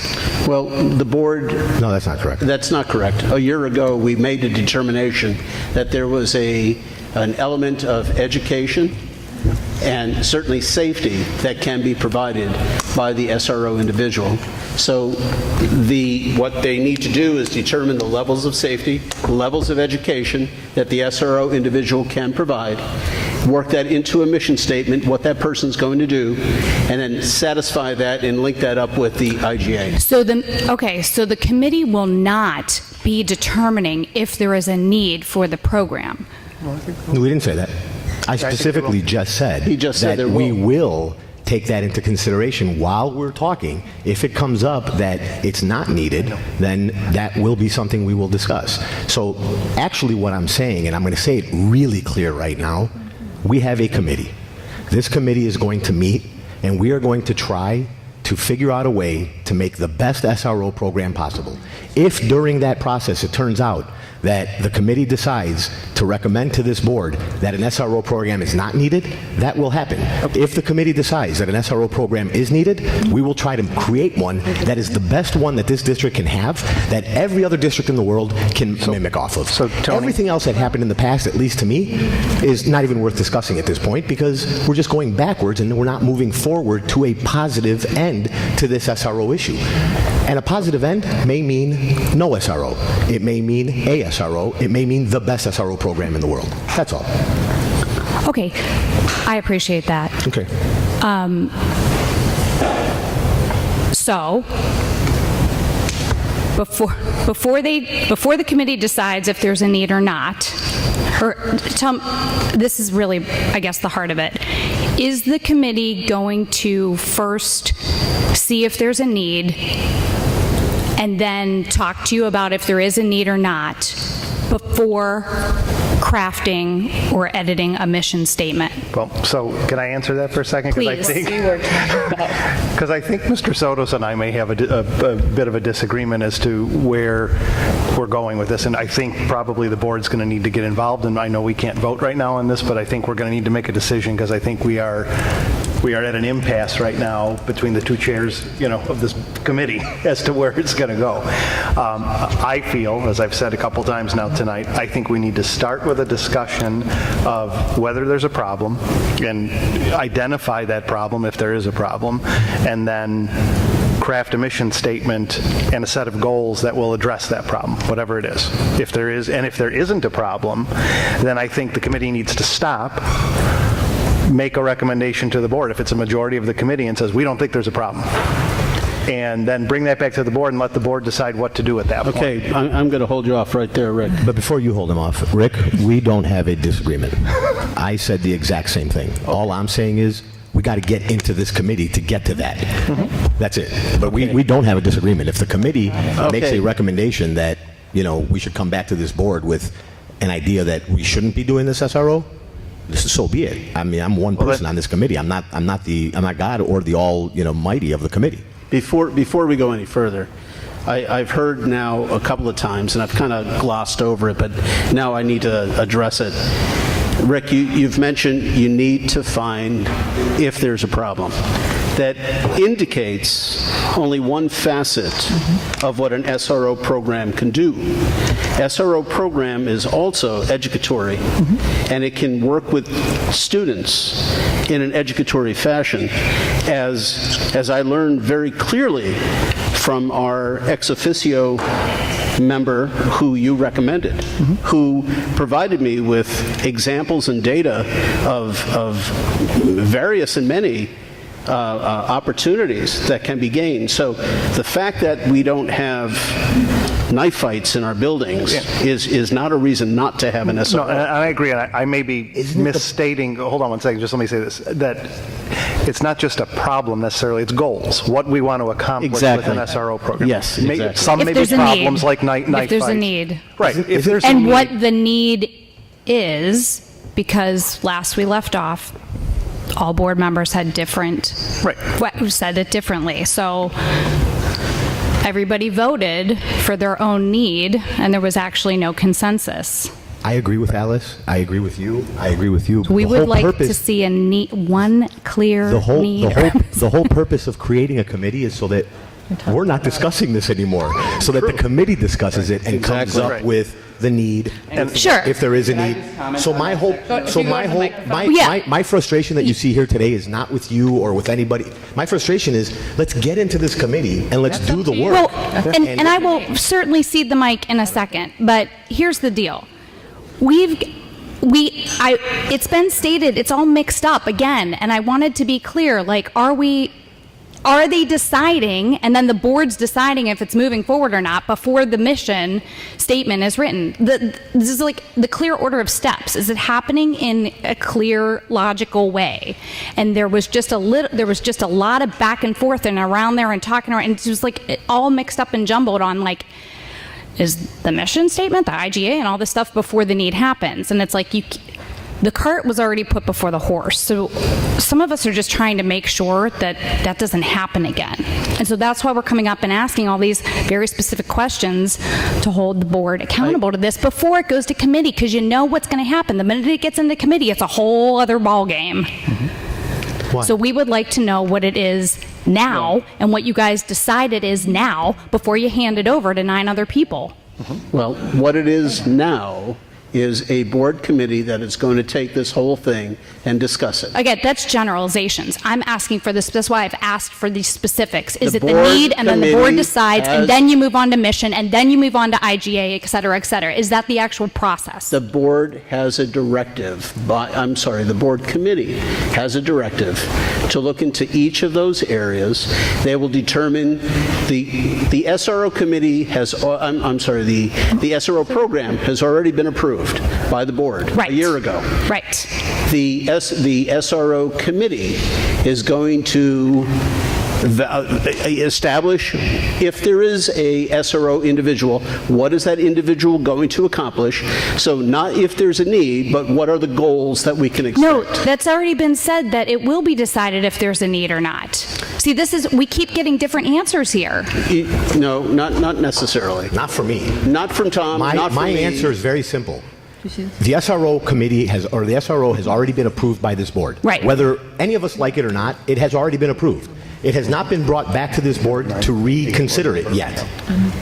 Maybe it will be, but that might not happen until after this SRO committee do you guys has had a chance understand, to meet. as a citizen, like what this means? You've got the president and then another board member sitting here saying absolutely different things. No, you're we're both saying no. that it's happening. You're saying it's approved and then it's going to come back from committee. Yeah, At what point is it coming back from committee? The whole purpose of the committee was to vet the process a little more stringent and take it out of this board's hands. And you need to know what those steps are, because we're hearing different things. You're saying that you guys are both saying there's a need, and then you're saying like, well, maybe there's not a need, and like maybe they'll come back to us at some point and tell us there's not.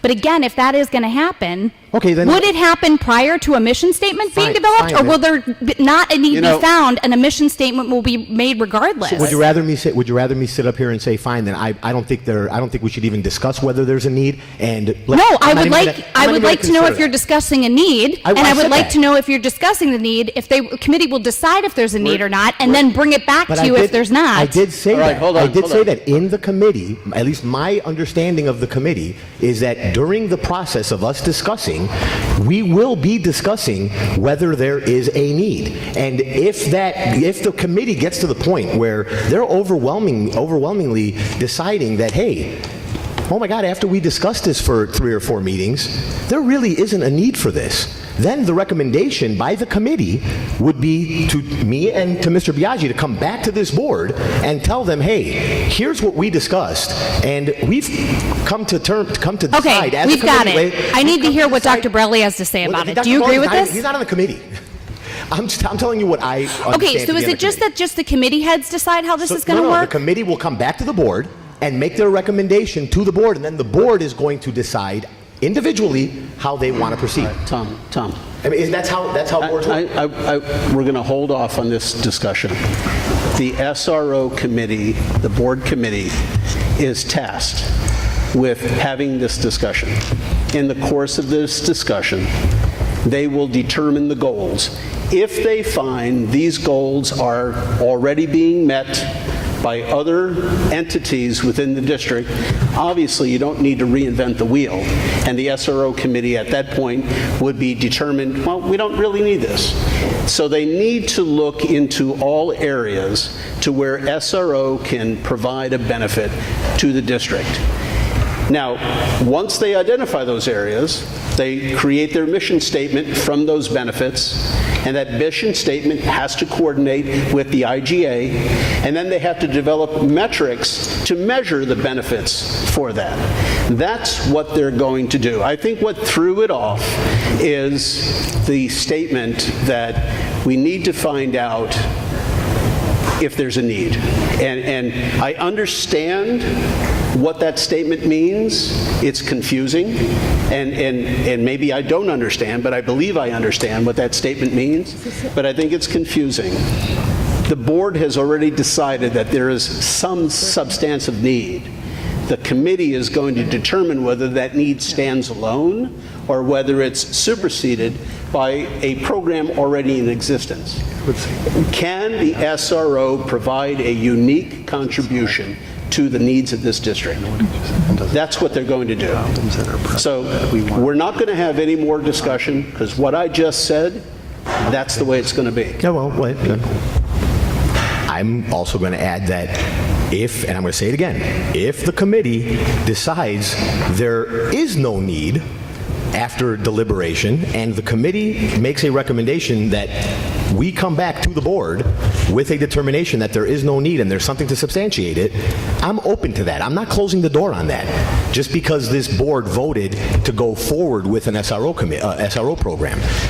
The board voted for an SRO program. That's where we're at today. Okay. But that doesn't mean that we're not going to come back to the board with everything and let the board either reaffirm their original decision? Okay, it's definitely been clarified enough. It's definitely been clarified enough. The only other question I have based off this discussion is, if you guys were to decide, the committee heads, that there is no need, or perhaps the need is different or whatever, and you got to bring it back to the board, I am now asking the president, is that something that would be entertained? Because I would just like to know all of these things ahead of time instead of being surprised, like, oh, the committee had tried to bring something up and then the board said, nope, sorry, we already voted last year. The board in general, right here, these 7 representatives, are expected to be apprised of any discussion, contemplation, consensus, thoughts by the committees.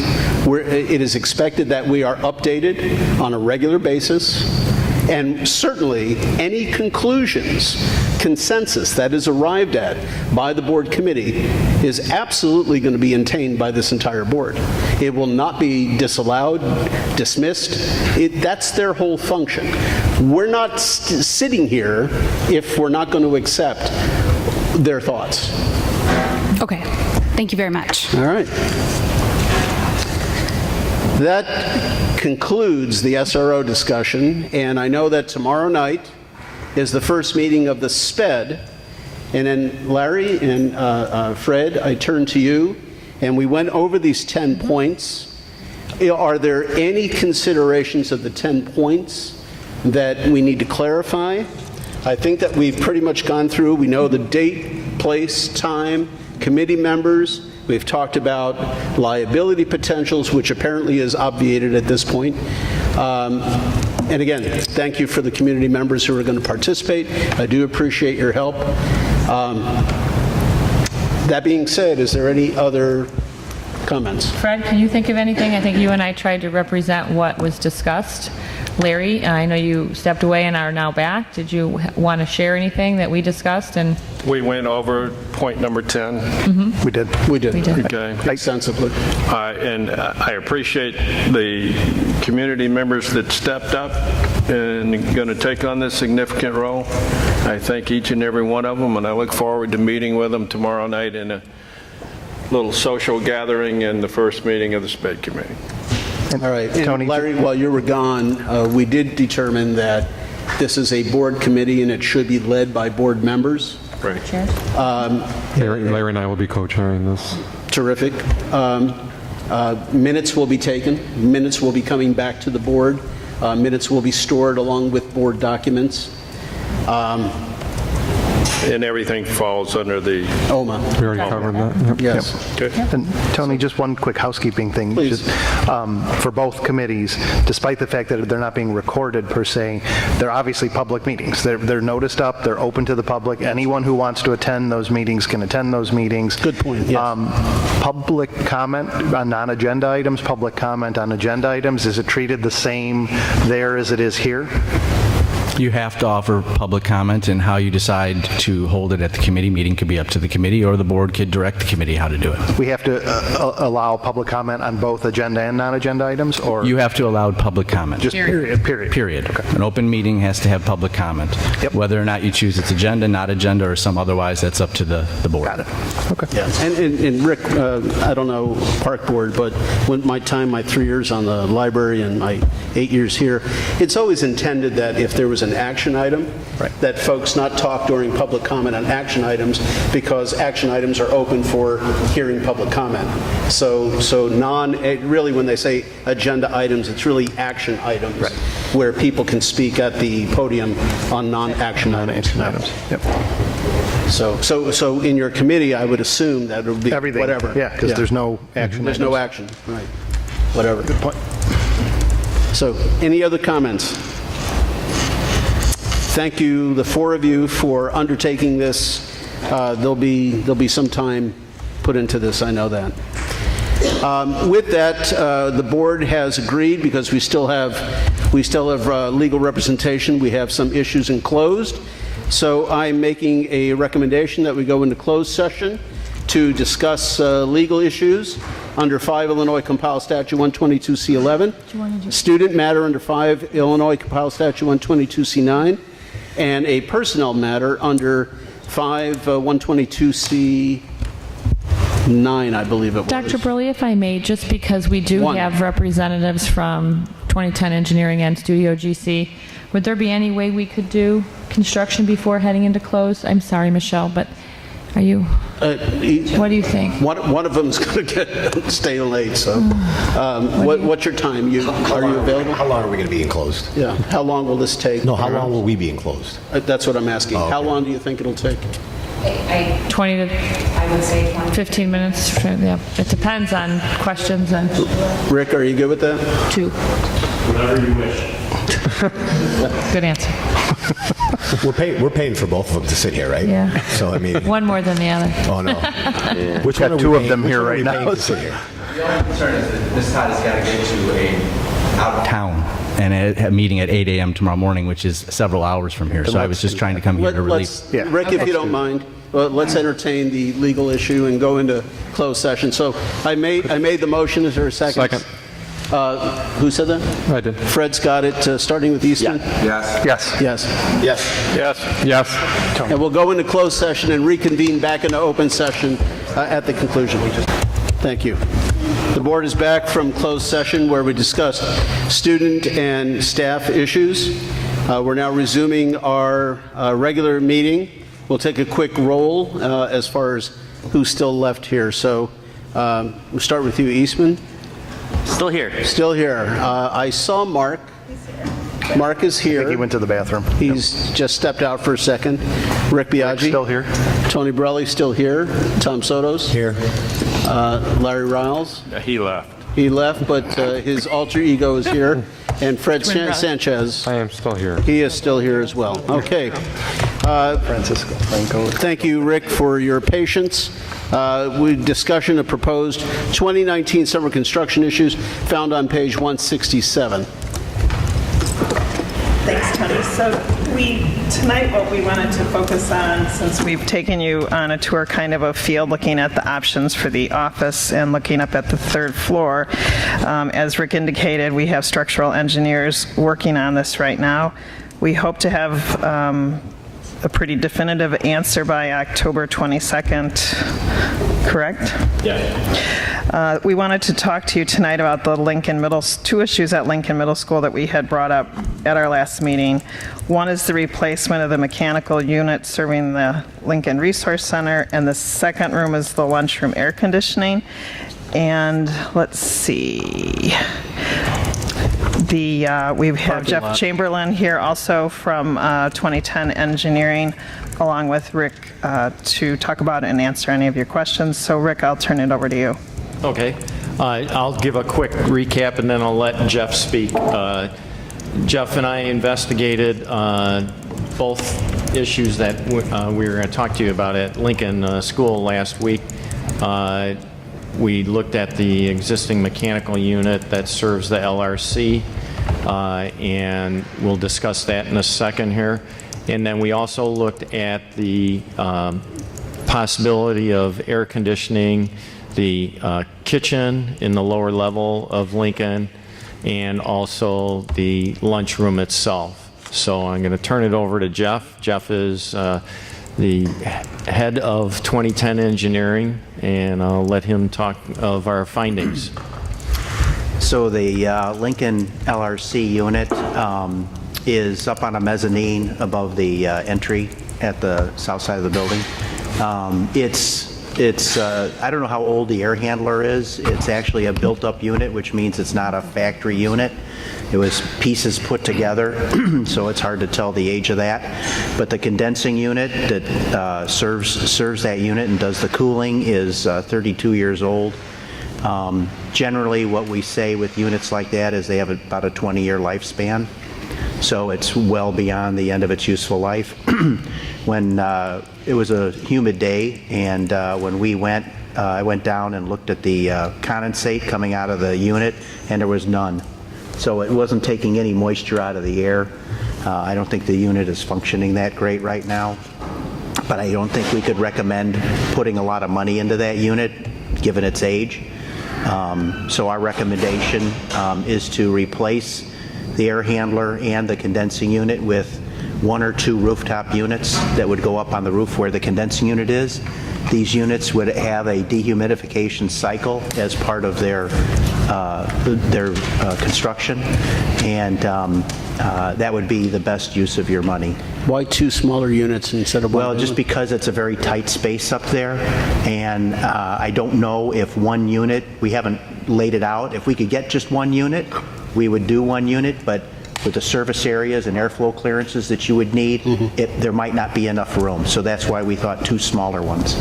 Okay, so with the hour looming, and just to speed this up, we had a pretty healthy discussion on this at our last meeting, and we've had an update, and we all know the responsibilities. Let me simply ask, is this a want or a need? I would say at this point, you're going to have to do something. It's a need. And it just wouldn't make sense putting money into what's there right now. Okay. This is, Luann, this is not an action item, but you need consensus to at Right, we least... just need consensus so we can move forward with... with bids, right? This will need to go out to bid. Yeah. Unfortunately, Eastman's not here. Mark? Yes.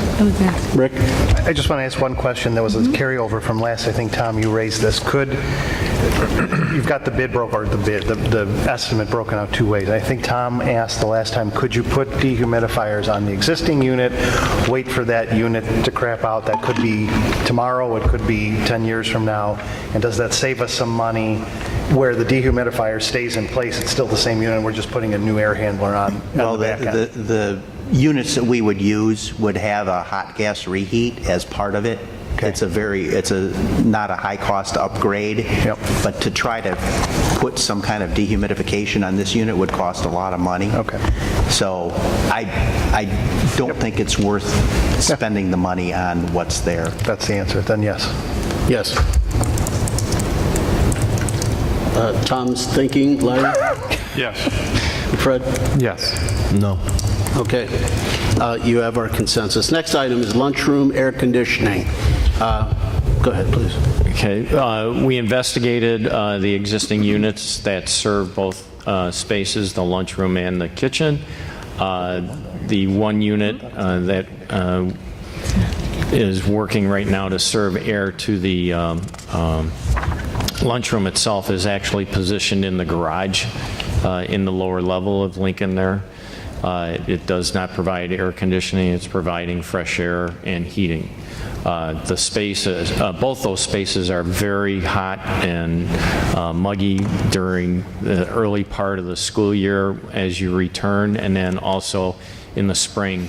There's very limited air that flows through that area. Even if you try and open the windows, because it's a lower level, you're not getting very good air quality in there. Makes it very difficult for the people working in the space, and also the students and staff that are down in the lunchroom itself. So Jeff has kind of outlined some ideas to modify that to provide air conditioning to both spaces, and I'll let him talk to that. So from the duct that goes there from that air handler is size large enough that we could do the cafeteria with that, keep that ductwork, and just so we could keep some infrastructure there. There wouldn't be enough capacity to completely cool the kitchen, but we could do that with a supplemental unit. So right now we're looking at adding cooling. Probably would we replace that unit, the air handler, and have a coil there and have a condensing unit up on the roof, and reuse that ductwork for the cafeteria. And it would provide some cooling to the kitchen, but not enough. We'd have a supplemental cooling unit for the kitchen. So that's what we're looking at right now. So, Luann, a real quick question. If we undergo this expense, can that space be utilized to a greater degree than it's currently being utilized? It could certainly be used in the summer for additional activities. Whereas it cannot now? I believe it's not used, is it, Ron?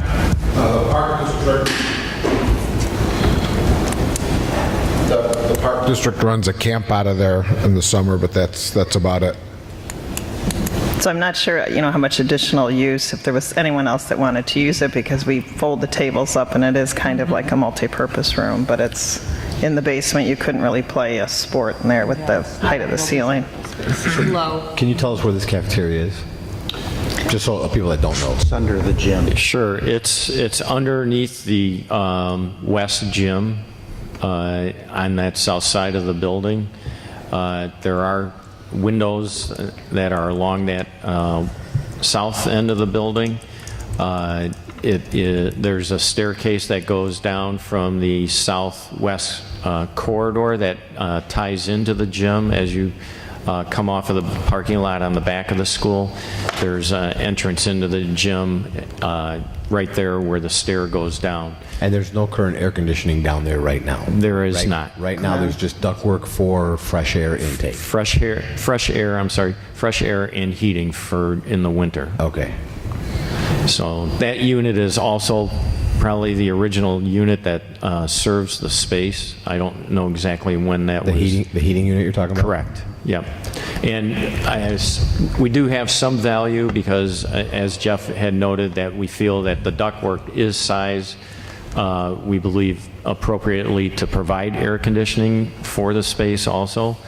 So we have some value there that we won't have to do as many modifications to the ductwork as probably initially thought, but we do need to add a supplemental unit to the kitchen area, and we're still investigating some things with regards to the fresh air that is supplied to the kitchen hood, also the cooking hood. So what would you be proposing for the heat, new heating and cooling for the cafeteria itself? Correct. Would be what type of units?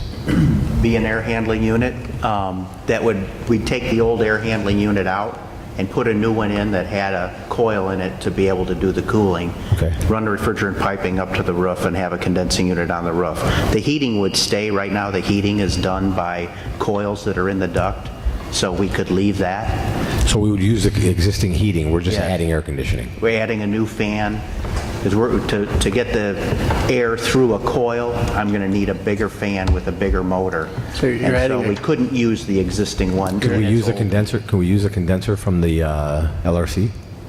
No, we would not recommend that. The Smithsonian's going to have that. So you're using a new condenser, new fan for this. So I'm going back to, I'm ready to make a decision here. I just need to know the utilization of the space. So if the space is being utilized currently as is, why do we need to make additions? If the space can be utilized more to a greater degree by spending this money, then it makes all the sense in the world. So I need to have somebody address for me the utilization of the space. I guess, Tony, what I would say, it's really a health, life, safety issue. I mean, the space is unbearable. It's where our kids eat their lunch. Right. And we have people working in this area. I mean, I cannot tell you how unbearable it is. And you just really realized it. I mean, I haven't been over there that much, and I was over there, and it was like, I mean, I couldn't even stand there. Is it? It's brutal. Is it really? Yeah, Several months. It gets pretty uncomfortable. It's a very unpleasant environment. Very unpleasant. It's an unpleasant environment for not all year, but for half of the year. Probably 4 months. Probably 4 months, yeah, for sure. Yes. All right. So any other questions? Eastman? No, this is almost like health safety, if you ask me. Yes, it is. I want to thank our students for not complaining about it. Yes or no? Oh, yes. Yes. Yes. Yep. Yes. Yes. Yes. Okay, next item, parking lot replacement. Schools are old school. So I just wanted to alert you that we are moving forward with meeting with the city of Park Ridge regarding the Lincoln parking lot that will be taking down to the base and replacing the base. We're also looking at possibilities if we can make that parking lot larger. I'm not really sure that's possible, but we are looking. We would also like to relocate probably the salt storage that's currently by the school itself, also get it away from the building itself. So we're going to look at some options for that, because that's where the district stores their salt for the winter. When you say replacement, is that going to be like what was just done here at Emerson? All the way down to the substrate? Yes. All the way down? It's in pretty bad shape. May I make a suggestion, please? Sure. If we're going to be going all the way down to substrates, is it possible to bury our downspouts and get them away from the actual new pavement that we're putting down? Because at Jefferson, we didn't, and we're going to have, I mean, there's going to be issues where it's going to cause a problem. You're getting all this water dumping in one spot. That spot's going to sink, and then it's going to hold water, and it's going to become an ice pool. And since we're going all the way down, bury some PVC piping. Get the water away. It is something that has been done in the past, and some of your schools have had that in certain instances, and that a lot of times it becomes a maintenance issue 10, 15 years down the road where things collapse or get plugged up, and then you end up taking them apart again and just dumping them to grade. If we can get the water away from the building and we maintain a program of seal coating as we're trying to institute throughout the district, that helps the wear and tear on the facilities that you have. So I'm not sure I would recommend that in all cases. There could be some areas that we would recommend that, and we can investigate that as we go through the process. You're the expert. One final thing. We have no need of putting an underground retention in. That's something that we need to have conversations with the city. We don't know exactly what their requirements are going to push us to right now. We know that is a very bad area of the city, so that's something that we'll be discussing, I'm sure. So you may come back and say, we can do the parking lot. We just don't, if the city forces us to do retention, we just don't do the parking lot. Leave it at that. Yeah. Thank you. All right. Okay, so there you go. Thank you. Thank you. Thanks for staying so late. Do you want to do the Emerson sprinkler before Rick leaves? You can go. You can go, Jeff. Run, Jeff. Thank you for staying. So we had talked about this for summer 2017, and I had indicated why we didn't do that. Because we only had one individual come and one individual bid. This time we had more individuals come, but we still only received one bid.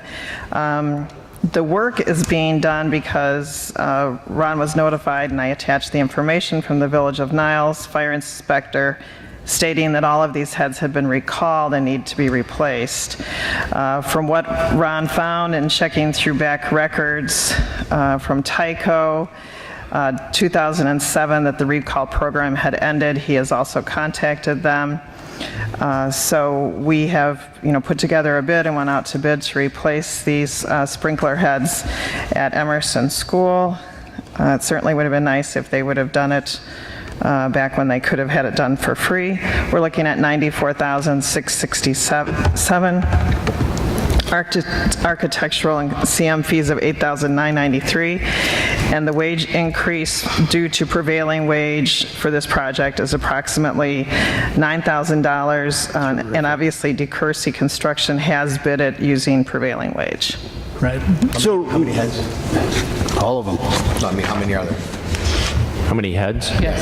Hundreds. A lot. It's going to be hundreds, right? Almost 300, I believe it was. Yeah.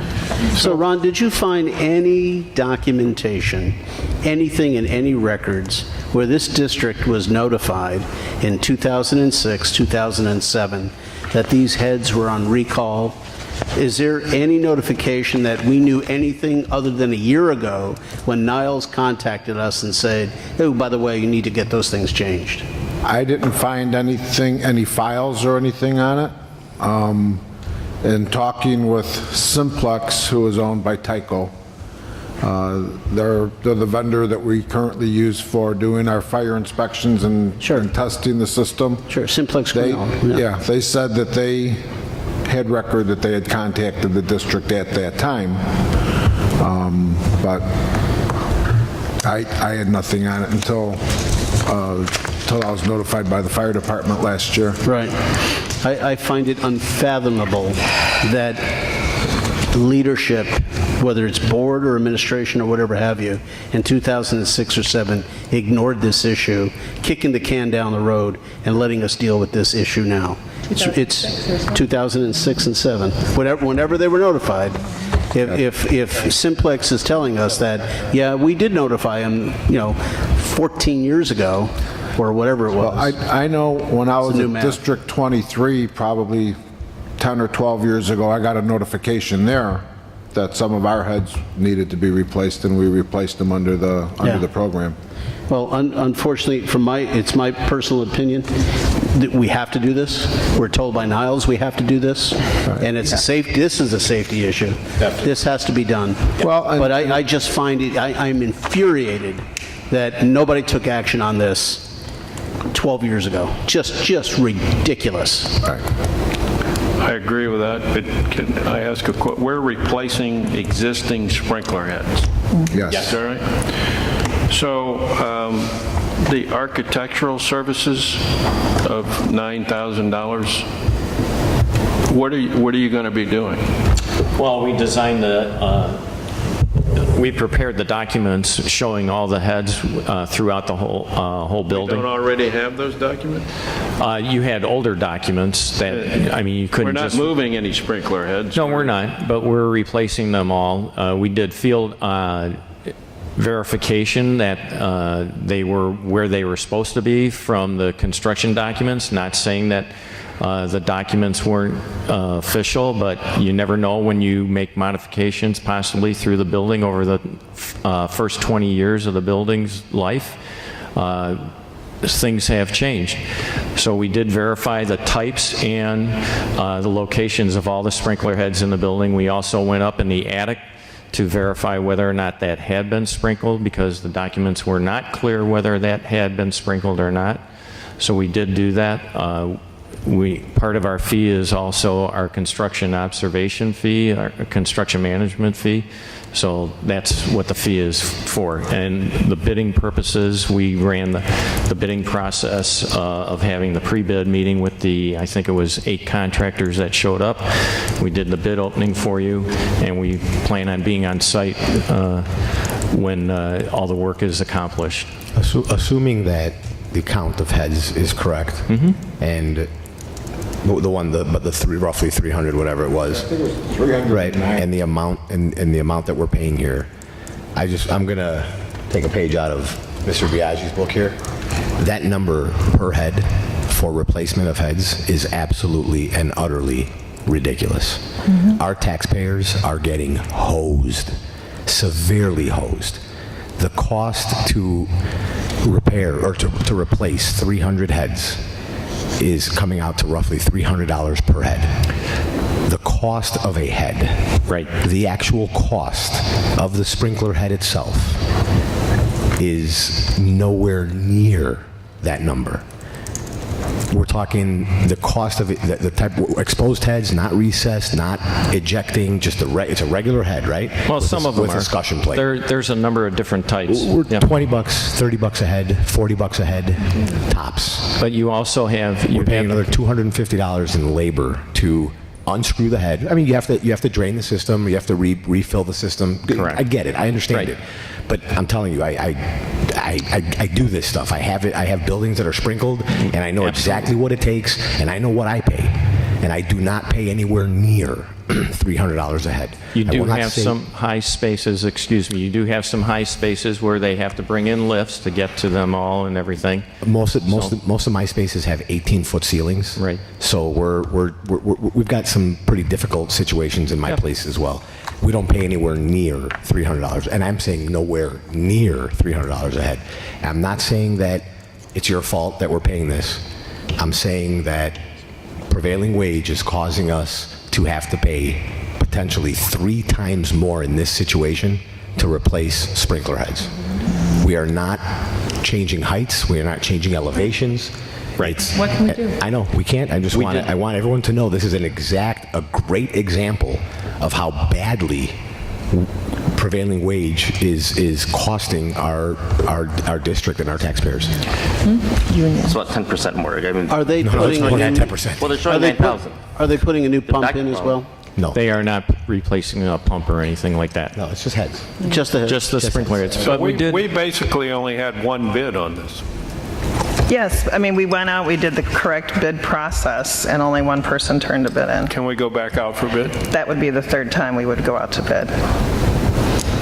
And we went out to bid at this particular time because we thought we would have more bidders, which we did this time, show up for the pre-bid. Everybody walked the building, everybody said that they were going to provide a bid, and then we ended up with the situation we were in.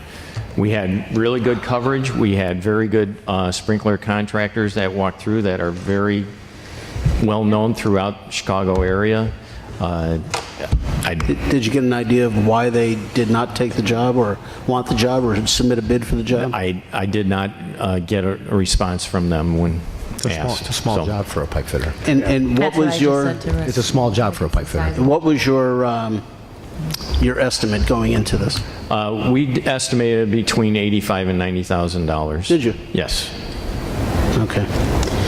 All right. So any further questions? I mean, this is a fait accompli. Further questions by the board? Not hearing any. Let's start with Fred. It's an action item. Well, I need a motion first. Well, I'll move that the Board of Education of Community Consolidated School District 64 Park Ridge, Niles, Illinois, approve the Emerson Sprinkler bid to D. Kersey Construction in the amount of $94,667. Second. Mark's got the second, starting with Fred. I just have a real problem with the amount that's being asked, but I really don't see what other option we have, so I guess my vote would be yes. No. Yes. Begrudgingly, yes. No. Yes. Yes. Okay. 4-3. Open enrollment and staffing report. This would be Luann and Joel. Thank you very much. Thanks for staying. Thanks a lot. Located on page 188 of our board packets. So Luann and I addressed this together back in February of this past school year. We came and talked to the board about staffing. At that point, we, using live cohort data of live births as well as district enrollment projections based on averages over the last 7 years, the district trend at that time looked at an increase in enrollment and staffing.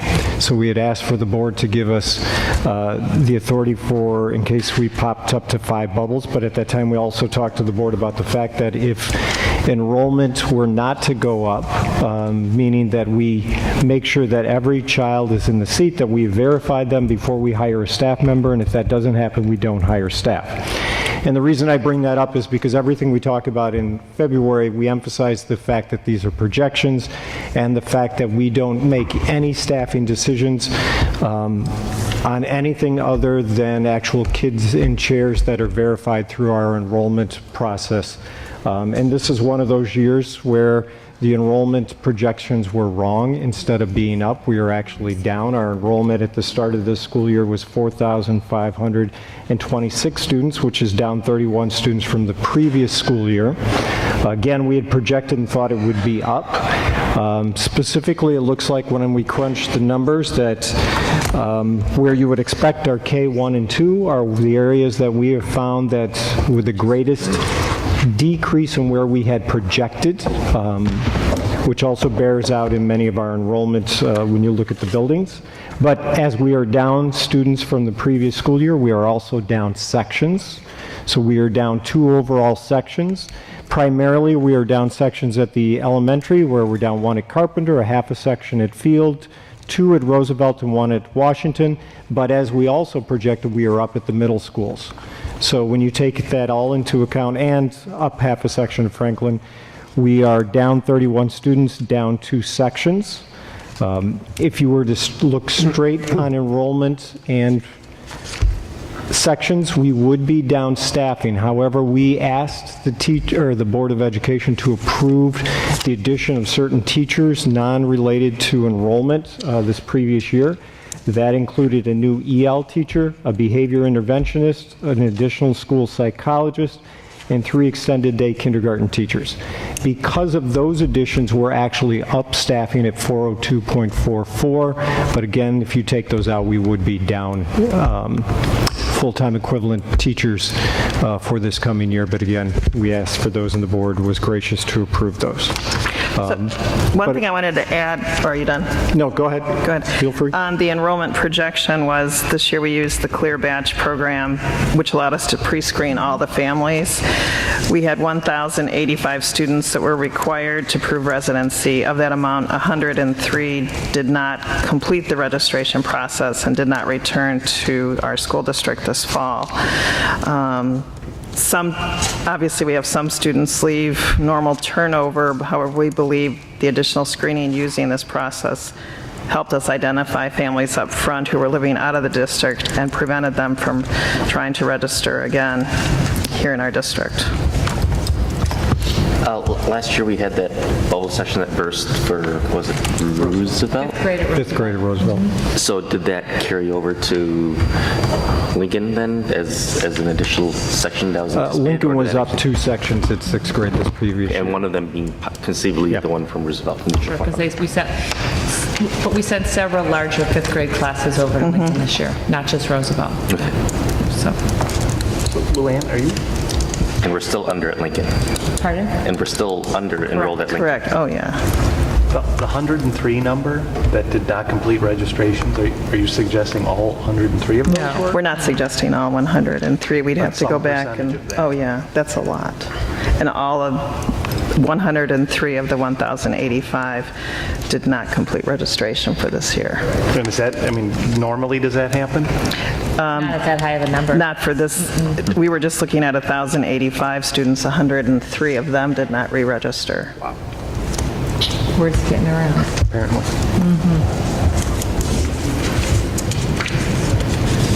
We're also looking at, as we continue to look at future facility planning, I'm recommending that we have a demographer come in and review our enrollment trends and capacity of our buildings. The district had a consultant back in 2013, and we're currently talking to different demographers about what we're looking for. No. Yeah, we're not going to use Casarda, we're going to use someone different. Just because adding on to buildings is a great deal of money, and so I would like to have a demographer look at it also. Can I ask about with the enrollment that we have, are we at 95% or better with collecting fees? I would need to get that information. I believe last year Brian on a quarterly basis was including that information. So I'll check with him tomorrow. Would you like me then to put the information in the memo? Yes, please. Okay. Yeah, I'll have him We'll pull put it in that. the Friday memo. Will do. I didn't hear what you said, Larry. It was the... Collecting Percentage fees. of fee collection. Oh, yes. So this year, for the first year, we allowed families to receive an invoice on August 30th, hoping we'd get families to register sooner so that if they didn't have to pay their fee. We had quite a few that went ahead and paid it, but we did have some, and we can include that information, how many requested to be billed later. Okay. Anything else? In general, since I've been on the board, has the collection of student fees and other fees and the use of our district by non-residents gotten considerably better since we started all these different programs? I would say definitely the use by non-residents has gotten better. I mean, we never know how many are still out there. And on terms of fee collection, I would need to talk to Brian about that. Well, fee collection But absolutely. wonderfully. Like when I started 5 years ago, it was 150,000 or it was something a like lot. that. Oh, yeah, And then we're not that we added much. that collection component, going to collection, and it made a big difference. And each year that we have reported to the board, and we do it a couple times a year, those numbers are good. So It's maybe when certainly we gotten report- better in the last 2 years. Yeah, we can go back no 5 question. years. It was or so, my see suggestion trend data. to Yeah. attach their credit ratings if they didn't pay. Yeah, which They we thank do you go for to that. collection with them. Yeah, I'm sure they thank me for that. Pay They your do- bills. like Oh, yeah, they everybody nicely else. thank us for that. All right. With your permission, we'd like to move A9 to a later meeting, just so we're fresh. It's an important topic. It's an important committee.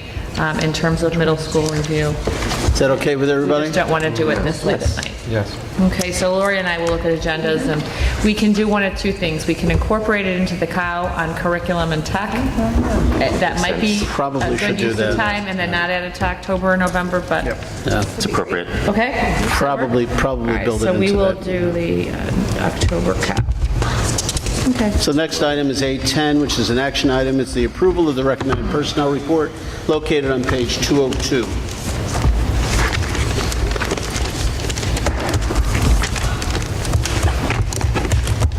I move that the Board of Education of Community Consolidated School District 64, Park Ridge-Niles, Illinois, approve the personnel report, noting that the personnel report is based on the recommendation of the superintendent and not upon the board's direct knowledge regarding any of the specific individuals selected for employment. Second.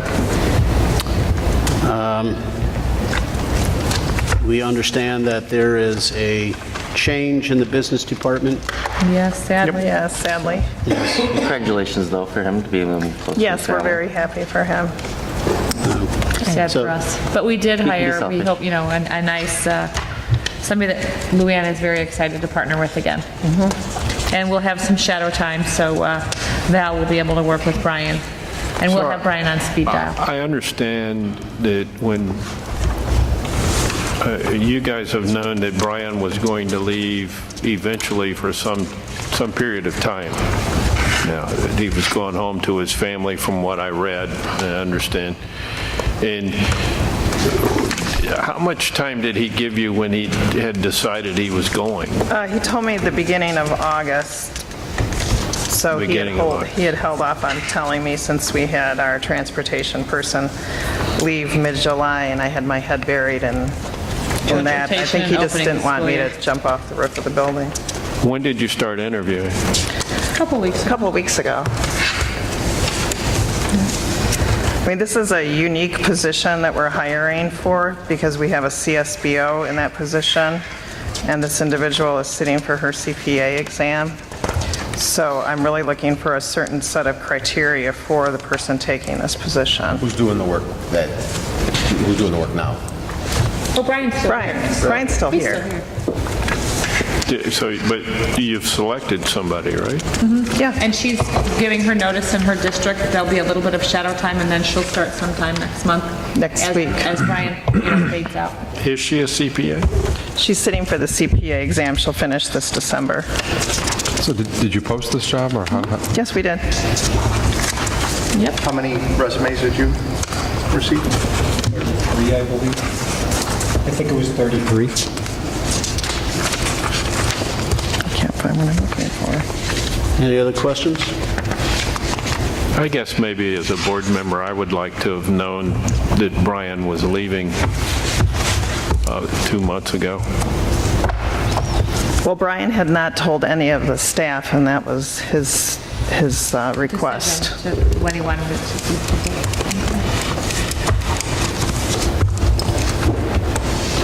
Okay. All right. Starting with Fred. Yes. Yes. Yes. Yes. Yes. Yes. Yes. Next item, consent agenda beginning on page 204, containing 2 financial updates, one for July on page 236, one for August on page 305. I move that the Board of Education and Community Consolidated School District 64, Park Ridge-Niles, Illinois, approve the consent agenda for September 24, 2018, which includes bills, payrolls, and benefits, approval of financial update for the period ending July 31st, 2018, approval of financial update for the period ending August 31st, 2018, and the destruction of audio closed recordings of which there are none. Thank you. Mark's got the second, starting with Eastman. Yes. Yes. Yes. Yes. Yes. Yes. Yes. Next item is the approval of minutes located on page 381. Additions, corrections? Not hearing any. Can I have a motion? I move that the Board of Education of Community Consolidated School District 64, Park Ridge-Niles, Illinois, approve the minutes from the closed session meeting on June 14th, 2018, the closed session meeting on July 9th, 2018, the closed session meeting on August 7th, 2018, the special meeting on August 20th, 2018, and the regular meeting on August 27th, 2018. Is there a second? Second. Fred's got the second, starting with Fred? Yes. Yes. Abstain? Yes. Yes. Yeah, abstain. Yes. Okay. You were not here for one. So, did you abstain, Mark? He did. You missed a meeting, right? I missed both, too, yeah. I think the one on June 14, I was on by phone on that one. What's that? I think the one on June 14, I was on by phone. Mark? So I was able to, yeah. Well, if you're on, were you on the phone the whole meeting? For the closed session, I was. And that's the item that's being... Just abstain, we have 4. Okay, abstain. All right, he officially abstains. Okay. All right, other discussion, Dr. Heinz. Yes. Upcoming agendas, we have several in the book, as we've talked about a few times tonight. We have a special board committee meeting tomorrow evening at 6 p.m. It will meet at Lincoln, the Lincoln LRC. And I've included the agenda for your review. I will also share out the site with the members of the Board of Education, so you'll have access to it just in case you'd like to see what the subcommittee's working on. We have a special Board of Service, ABC night, Wednesday, the 26th at 6:30. That will be at Roosevelt School in the LRC. Out of curiosity, which of our board members, if any, will be in attendance? We have a few from previous boards that will be attending. Can we go back to the special ed? Sure. So again, I stated earlier that not everybody is required to be at the special ed. The concept is, well, the only two that for sure are Fred and Larry. But they will be reporting back to the board, so it's not mandatory that everybody else be there for that. I mean, you certainly can, but you don't have to. And that leads to the second question, which I think where you were going, is who might show up or who might attend the ABC's meeting on Wednesday? I plan on being there. You will be there? Yes. Okay. Okay. I will not. Okay. I'm planning to be there. Okay. All right, so there's 2. You guys know, yes? Have we determined it doesn't violate the OMA? Well, it's noticed. We've posted it so anybody can come. I intend to come. All right, so we'll have a group of people there. Okay, And great. did I understand, though, just ask quickly, you want some of us just hanging out, and you want some of us up on the discussion, or how does that work?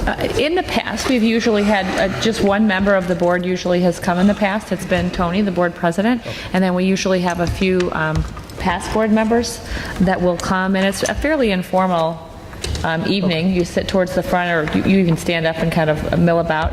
There tend to be more board members present than potential folks in the audience. Well, not actually, last time, 2 years ago, there was quite a few people there. I was there. And was Bob Johnson and myself. And we gave the president the 2 years before we have that, the I slide think deck. I was the only one who showed up for that one. Yep. And the one before that, I go back about 4 of those things.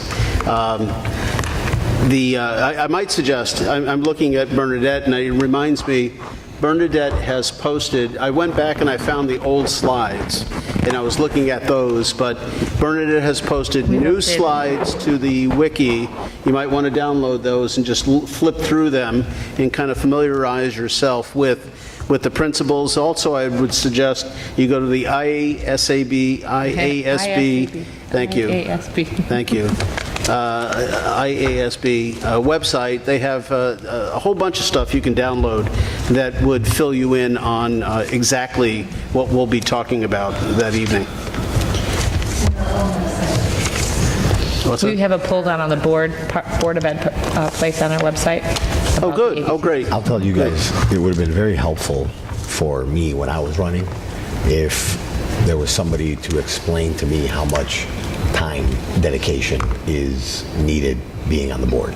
Tony does that when he comes to the ABCs of board service. Because honestly, it's more than just showing up to a meeting yes, it is. and sitting down and talking and, hearing yourself speak and being recorded. We spent considerable time talking about that at the last There's meeting. a lot of if you're going to do it right, you can definitely just show up every day and not read or be ready for anything. I mean, you can pull that off, but if you're going to do it right, there's a lot of like work at home. Yes, indeed. And you know, I can tell whoever is listening that your family really needs to understand that as well, because it's a huge time commitment away from your family for 4 years, potentially more if you decide to keep going. Sure. But not to deter people from coming out. Just no.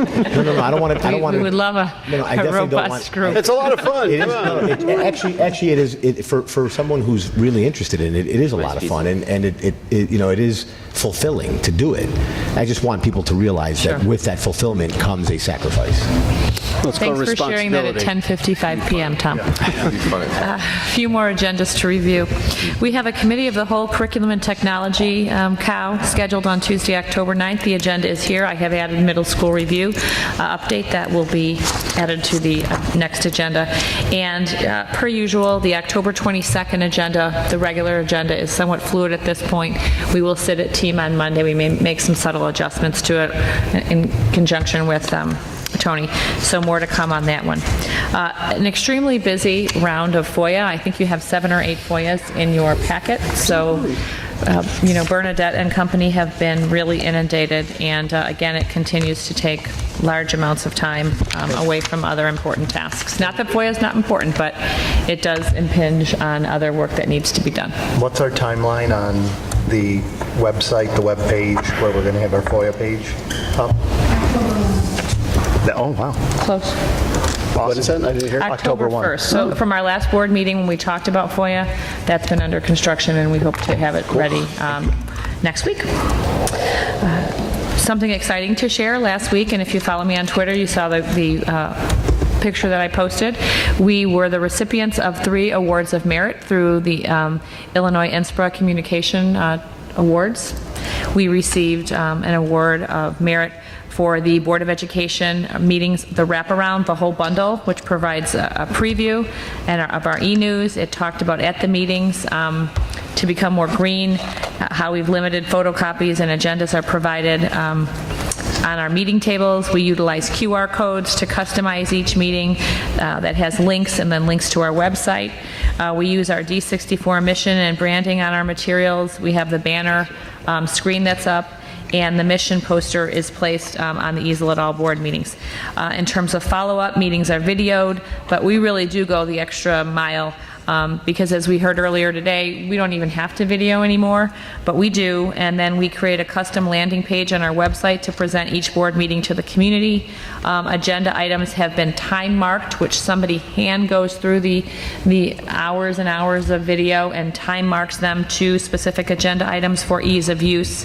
And presenters not seated at the board table are identified below at on the video screen with their names. Slide presentations are linked separately for ready access, along with links to the agenda. Reports and any special news releases are created for the meetings. And then our e-news also includes highlights of not only the meetings and press releases, there's also pictures of things happening across the district, and plus our website has a special news feed with board meeting highlights. So it was the whole way in which we not only capture what happens at the board meetings, but we make that information very accessible to interested community members. So very, very proud of that award. The parent handbook continues to receive awards because it really is a very comprehensive document. We refine it every year. We look to Hodges and Louisi annually to make sure that we have all the things that we have to have in a parent-student handbook, and then we're constantly looking for ways to streamline information, update content, and make it more accessible to families. A number of years ago, we stopped making paper copies, and we have it all digital. That's an effort to go green, and then we just think it's easier in this day and age because everybody has a computer and or their phones to access that information. And finally, our financial report for 2017 was another award recipient, and we're very excited about INSPRA really respecting how transparent we try to be with our financial data. We send it to every household, and we have offers at-a-glance highlights for folks so they understand our budget, areas of focus, how we're reinvesting in student learning, and how the investment in student learning is directly linked to our 2020 strategic vision. So very excited to accept those awards. What else do I want to tell you? District committees. We had a meeting of the Elementary Learning Foundation last week at Franklin. We're getting ready for the Halloween hustle. If anybody wants to hustle, you can join us. Costumes are recommended while you're running through Park Ridge. I will have information available at the cow on how you can sign up. We will be at Bernadette. Alpha is going to get us a flyer, and we're going to be pushing that out later this week. So the particulars will be made available to the community. I'd love to have some board participation, so let me know if you're interested in running or walking. We did also meet with the PTA, PTO presidents last week, and we had a very nice meeting with them. We talked about, Frank Kaminsky came and he pitched Kiwanis and the dinner that we're going to be having that will help us fund our holiday baskets for the needy at Harp and Fiddle.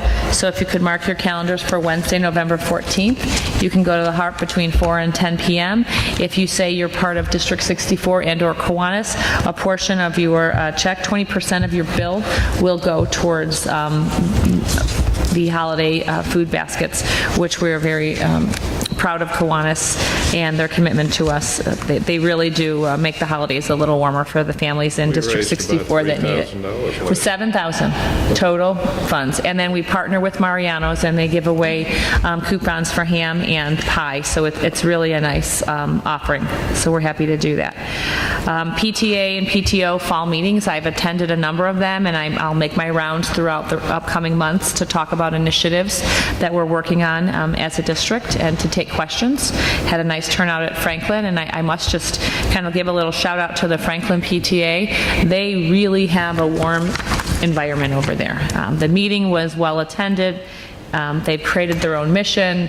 Everybody was polite. Great questions were asked. It really just felt great, and they're working very hard over there. We had family math night last week. It was phenomenal. Greg Tang Jr. did assemblies at all 5 of our elementary schools all day. After school, he had professional development for teachers. And then at night at each of the schools, we had anywhere between 150 to over 200 parents and children extremely excited in an evening coming together to do hands-on math projects. It was phenomenal. So we were talking at our ELF meeting about, while it's nice to buy materials for teachers, having that experience, that experiential learning opportunity was really well received. So I think ELF is going to see if they can't continue to do more events like that. And I think our PTAs and PTOs are potentially going to jump on that bandwagon as well. We met last week for the first of what will be several PT3 meetings for the year. As Dr. Frost said, consultant Stanley Leone really helped help us get to know each other, start to break down some walls, and start to build connections amongst our team. We'll have another number of meetings this year, and we're going to dive into those 5 areas of focus through subcommittee work. And I think that's it. Any questions for me? Not for you. I have one statement and one board request. Okay. So the one statement is one of the FOIAs was answered, included in your packets at the very end, and as fair transparency to the community are the complete listings of faculty and administration salaries. So, what's that? The first FOIA was they requested in format, PDF format, the listings. I don't think so. Unless I read it wrong, but the first FOIA. But they requested the salaries, yeah. So it's there. The second thing is to enable our meetings to go a little bit more smoothly. I have a suggestion. Per Board Policy 2:220, the board is requested to utilize Robert's Rules of Orders. And in Robert's Rules of Order, there is a way to govern how and when the board members can speak and ask questions and things like that. And sometimes we get off track, and sometimes tonight I thought went pretty well, but there are many times where it's not as smooth flowing, and everybody seems to be fighting over each other to get a word in edgewise. So following Robert's rules, the method that we could use is you request to have the floor from whoever sits in this seat, and you're granted the request, you're granted the to speak. In Robert's rules, you can only speak twice on any particular topic. So let's say we were talking about, Sprinklers. The sprinklers. Yeah, sprinklers. You would be given, according to Robert's rules, 10 minutes, and then you can come back later, get the floor, do another 10-minute thing. But if we did that and everybody had 20 minutes, we'd be here till next Thursday. So I'm proposing that we be given 3 minutes each, just like we give people at that podium 3 minutes. And what it requires is that you go home, you do your work before the meeting, you read, you make notes, you have your questions prepared, you come in, and we cut right to the chase. And we're able to eliminate a lot of downtime, and we can really get to the heart of the matter and speed things up and make it just as effective, if not more effective. And I find that rather than following Robert's rules, where you literally have to stand up and raise your hand and jump around, spin around, get a bag of wool, I suggest you just do this. Everybody just keep their mics off. And if you want to be noticed and to have a floor, you turn it on. I can see the red lights, and whoever's sitting here can see the red lights, and that means that you request to have the floor. I would say, Fred, I see your light is on. You may have the floor. You would have an opportunity, and I'm just picking you as an example. You have the opportunity to speak for 3 minutes, and then you relinquish the floor, and I would go to somebody else who would make another comment. And that way we have a time limit where everybody can say what they need to say, what's concerning them. And that would be just that one topic. And then we go to the next topic, and then we do the same thing, having a 3-minute time frame. So I did a bunch of research on this. I spent time over the weekend looking for a way to modify and smooth out some of these discussions. So now I bring it to the board, and it's how we conduct ourselves. A little bit of board governance. So what are thoughts of this suggestion? No. If we're to do something like this, I think it would be appropriate to be able to grant, for example, my 3 minutes. If Mark was feeling particularly verbose one night, I could give him my 3 minutes. You can't do that according to Robert's rules. Robert's rules allows us 20 minutes. You're proposing that we adjust Robert's rules to 3. Robert's rules says 20 minutes twice. Right. I'm saying 3 minutes, as much as you need. So you're adjusting Robert's rules. So since you're going to adjust Robert's rules, I think Eastman's also adjusting them as well. Well, Robert's rules says you can adjust the time. Robert's rules doesn't say. Robert's rules specifically states that you cannot give your time to anybody else. Whereas Robert's rules states specifically you can adjust the time frame depending upon what the board says. And I can give you the page and the quote. I've got it in my book, in my bag. So you can reserve time, like you can in an appellate argument. You have 20 minutes for your argument. You can say, I want to reserve 5 minutes at the end for rebuttal. So that's under Robert's rules. You can do that. I didn't see that. That's not included in Robert's rules, at least not in the 10th edition that I have that we're supposed to be working off of according to policy 220. Do you want me to work with Tony and do a little research on this and put this on an agenda so we can talk about it?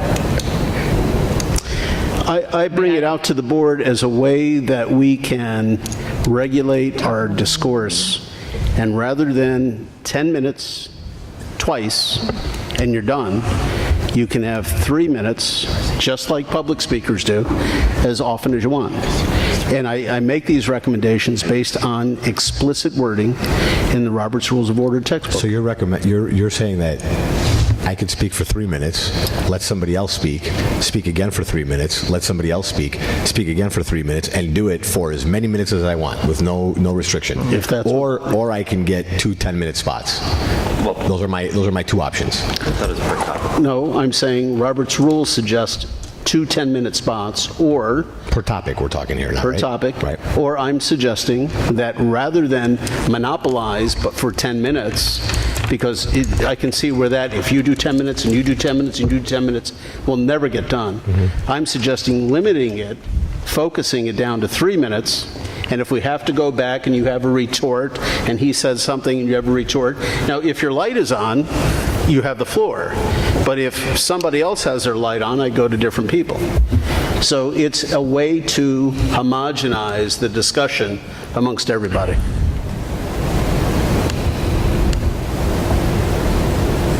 You're going to be the light police? I'll be the light police. That could get a little tiring for you. You could stand up and request to have the floor, like it says in Robert's rules. Rather than that, you could lift your hand up. You can turn on the light, which I think is a pretty cool idea. Totally up to you. Or we could do nothing and just keep it the way it is. The way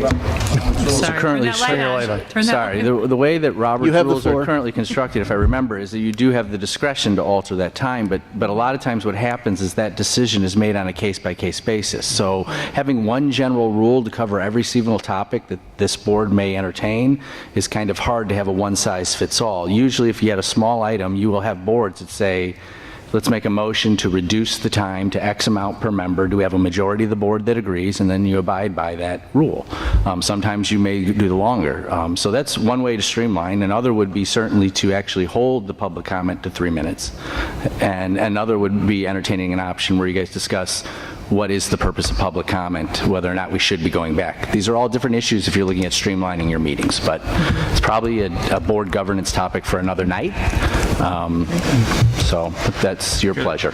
Can I ask you an opinion?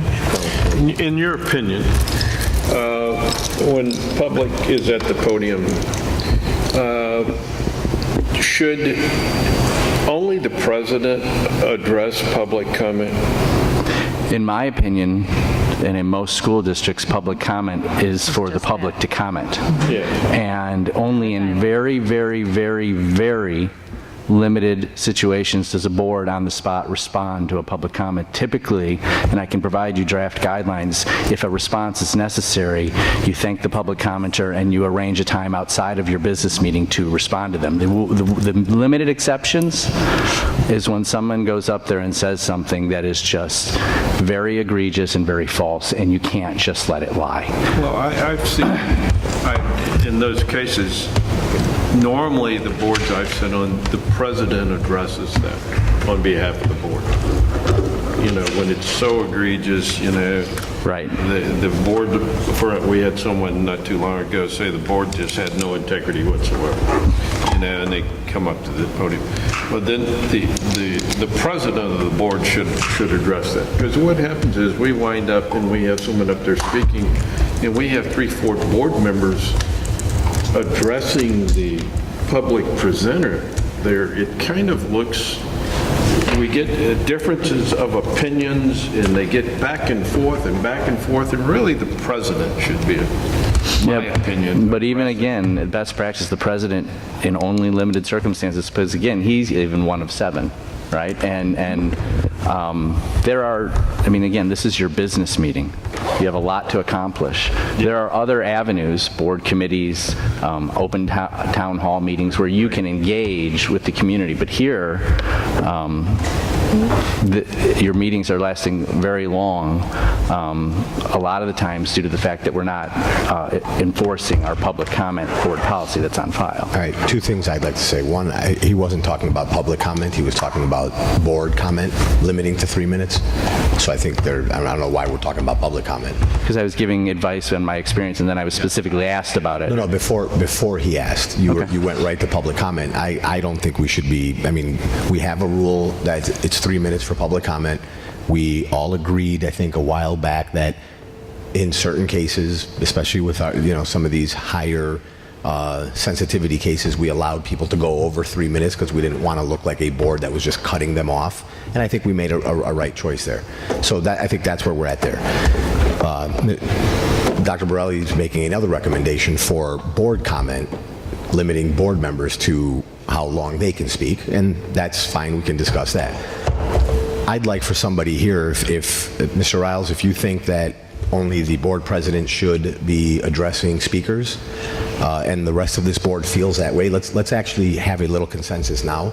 Let's take a little vote on it so we can just put it to end, because I'd love to not have to address anybody ever again. Well, I don't think you could. If there's an issue with, yeah, I don't think you could take a vote tonight because this would be not a vote. We can have a consensus that this board feels that we should just leave it into the hands of the board president. If there's going to be a response, this board, I'd like to hear from the board members because I'm the one that's doing the responding. It's either Dr. Borelli or myself. No one else here is really addressing speakers, so that comment was pretty much addressed to me speaking to them. If this board doesn't like that, I'd like to know about it. I'll stop, very simply. I mean, I'm not that guy that's going to keep doing it just to keep doing it. So I'd like to hear from the board on that.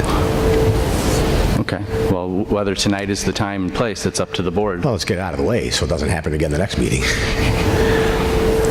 Fred, any thoughts? No. We're just giving thoughts on Just the thoughts. interaction? No, but just the interaction with the public. Thoughts on interaction with the public, yes. Outside of the policy. Thoughts on interaction with the public. Would you guys like to just leave it at, if there's going to be a response, it'll be just our board president making a response. The rest of us will refrain. I personally have a very hard time. I sat through it for many years at the Park District and watched it. I've seen the city struggle with this. Every elected body has this problem because people will come up and make a comment, and then people will come up and want to get into an argument with the board. And you can't, this is our business meeting. This is not a place to get into an argument. You can do that offline. I feel strongly about that. It's very hard sitting in that seat and taking that from, a member of the public who is going to start to argue with the board. It's very difficult because you want to respond. And there are times I have. And there are times that you are. And I agree wholeheartedly that it should only be in those situations where the person has made some very egregious statement that's absolutely false and that needs to be responded to. And it should only be the board president. I make a suggestion on this. That's cool. Next. Wait. I want to make it nice and quick and we don't have to keep talking about it. I know. I'm going to make one qualification, though. I personally believe one person should, if there needs to be an answer, one person makes the answer. However, if anybody else on the board has a great idea that maybe I forgot about or didn't mention, they can say, Mr. President, because this is in Robert's rules as well. Right. Mr. President, I suggest that we speak about blah, blah, blah, blah, blah. And then I can take that cue, and then I can make that address. And I would say, so what you do is you address it to me. I agree with that. Yeah. And that's how it should be conducted. I think there's only one exception to that, is when somebody gets up at the podium and says, Mr. Riles was, lying last week when he said A, B, and C. I think Mr. Riles then can address that himself. You don't have to speak for him necessarily in that situation. But other than that... And my only caveat, this is my opinion, if you do need to address it, it's better if you let the public commenter finish, take their seat, let all of public comment finish, and then the board member asks for some time from the chairman to address a comment that was made. Right. And then, Mr. Luigi, the back and forth, that people will say something, then they come back up, and then they come back up, that is outside of board best practice, correct? In terms of governance? I've not seen that other places. It's up to you guys if that's how you want your business meetings to run, but in my opinion, it's very disruptive. So having heard Mr. Biaggi, having heard Mr. Borelli, and having heard our attorney, does everyone agree that's how it should be? It should go? Yes. I think that idea of like people sit gives you time to process, cool down, and if this is our business meeting, then we should be talking to each other, and then let you be the spokesperson out of this circle. Fred, you still haven't said anything. Yeah, I feel like the process is completely broken down, and it's very frustrating as a board member to have to sit through 20, 30, 40, an hour of public comments, and they're not public comments, they're oftentimes attacks or questions that need to be immediately answered, and we get baited into that all the time. So if we are to move forward, I suggest we go back to strictly having 3 minutes public comments. The timer goes off, you're done, you sit down, and if we must address something, only one person, the board president, should be the one that's going to address any kind of egregious activity. It's not a town hall. Did you say that again? It's not a town hall.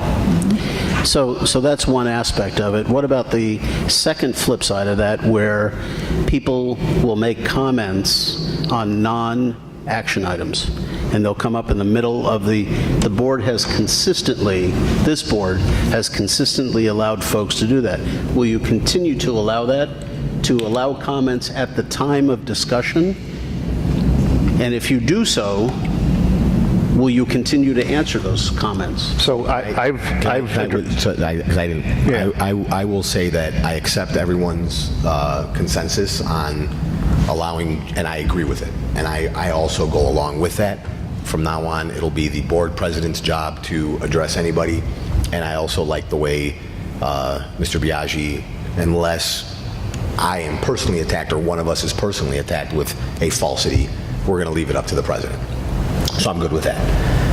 Having, now to address your issue. It's not an issue, it's just a question. Right, the question. I like the idea of allowing people to come up in a little bit more, less formal of a situation or in a more convenient manner for them. But I still think we should follow what Mark was saying, and we should keep that to a minimum speaking allotment, and only those people should only be addressed by you as well. So not a question and answer? Not a question and answer, no. Just you comment? You can make your comment. Yeah. You can make it a little earlier if It should be, again, during the... You're always the great clarifier if you just say from henceforth, starting the next meeting, we're going to do public comments, and this is exactly how it's going to be. It's going to be 3 minutes.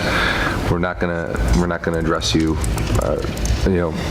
You may speak your mind. If you ask any questions, you may or may not get an answer. If you sit around long enough and listen to our discussion, you might get your answer, but we're not going to address it because you want it right now.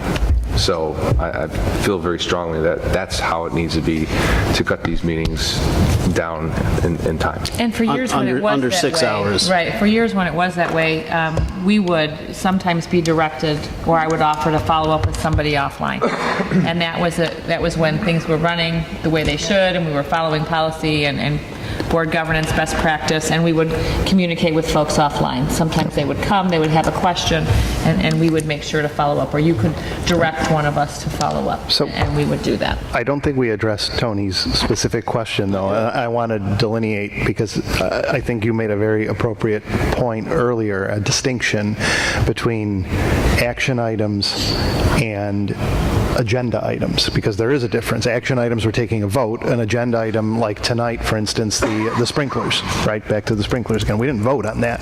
We give consensus. That's not a vote. That was an agenda item, not an action item. But I do think, and I've mentioned this to several people on the board before, and Dr. Hines, I do think we are not taking our action items per Robert's rules. As I understand Robert's rules, let's say the sprinklers were a vote tonight. So the sprinkler, did we vote on the sprinkler? Oh, we did vote on the sprinklers. Sorry. Okay, so it's the sprinklers. The construction one wasn't. The sprinklers, it comes up on the action item. You give the quick executive summary on that. A motion is made. A motion is seconded, or maybe not seconded. Maybe it dies for lack of second. At that point, discussion is opened. Board discusses, then it goes to the public. Public gets to say what they want to say based on having heard our discussion. Goes back to the board. Board can discuss again, and then somebody calls the question. That is Robert's rules to a T. We don't follow that. Yeah, we occasionally follow that. We occasionally follow it. We should. I agree. And we should. But there are many instances where either there's, you could tell who wants to speak on topics. right. And however, that's on me. And certainly I can certainly make more of an effort to include on action items if anybody needs to talk on that particular item. But what you said before, there was something that wasn't clarified. I also made a proposal to the board on holding board members to a 3-minute interlocutory. Right. What is the feeling of that? Right, so I think that's a different issue, and I just wanted to make it clear first, because I think we do have to decide, because you asked an earlier question about whether or not we want to allow public comment on non-action items, and that's a different question, because if we don't have a motion and a second and a discussion and then open it up to the public, now it's just Luann gives her presentation on construction, and we're all sitting here looking at each other going, okay, what are we going to say? There's no formal vote at it, but there's still a board discussion. So in theory, you could treat it the same way and have board discussion and say, okay, open to the public right now. Does the public have anything to say based on what we've just said? No? Good, moving on. I personally think it doesn't hurt this board or any board in any situation to hear from the public as often as possible. So if we're opening up, if action item or non-action item, I don't think that's what's causing our meetings to last forever, is asking having 3, 4, 5 people come up and speak for 3 minutes. Right. I do think it derails it, and Tony, to your point earlier about maybe just being more consistent about it, I think sometimes it derails our conversations because somebody comes up and says, am I allowed to ask a question on this thing? And they do before we've even had an opportunity to talk. And maybe that question's already is going to get answered when we talk, and then they don't have anything to ask anymore. So maybe they come up and speak after we talk. Well, that's the way it's supposed to be. They're supposed to do it after the board has had its initial discussion. All right, so cut to the cheese. So if this board desires on every single agenda item, whether it's action or non-action, to see if there's anybody in the audience who wants to make a statement, they have 3 minutes to make a statement. Going forward, you're all in favor of that? Yes. Yes. Yes. I am. Okay, then that's what we'll do. Okay. So now to your... I won't have to answer that question. Right. I won't ever have to go back to you in the middle of the thing and say, yeah, sure, come on up. So now to your very first question about the 3 minutes, I think is the question. I like the idea. Well, first of all, I absolutely agree that it's the chair's responsibility to acknowledge one of us to speak or not speak. And it's a free-for-all around here most of the time where we're not even raising our hands. We're just talking over each other or talking when we feel like talking. We shouldn't do that. You should be recognizing whoever it is to have the floor at that time. And I've seen it in the other governing bodies in town that when there's committees, it's no longer the mayor or the board president. It's the person who's in charge of the XYZ committee. Now they have the chair, they have the gavel for a moment, and they're recognizing the people around the horseshoe. And it kind of flips around. We don't do it that way because we don't have standing committees, and that's fine. So it's always going to be the president who recognizes that person. I don't have a problem with limiting the time. I'm worried about it being too rigid. And my example of, do I get to reserve my time? So if I hit my button, you recognize me, I have one comment that takes 2 seconds, now my time's up. I've blown it at that point. Because it's so I go to somebody else, I can come back to you. Well, but that's what I asked, and you said that's not what we could do, and that's what I wanted to get clarified. If I only speak for 5 seconds, have I reserved 2 minutes and 55 now? Well, no, I said to Tom before, I answered Tom's question before, rather than Robert's rules, which mandates 10 minutes only 2 times. Right.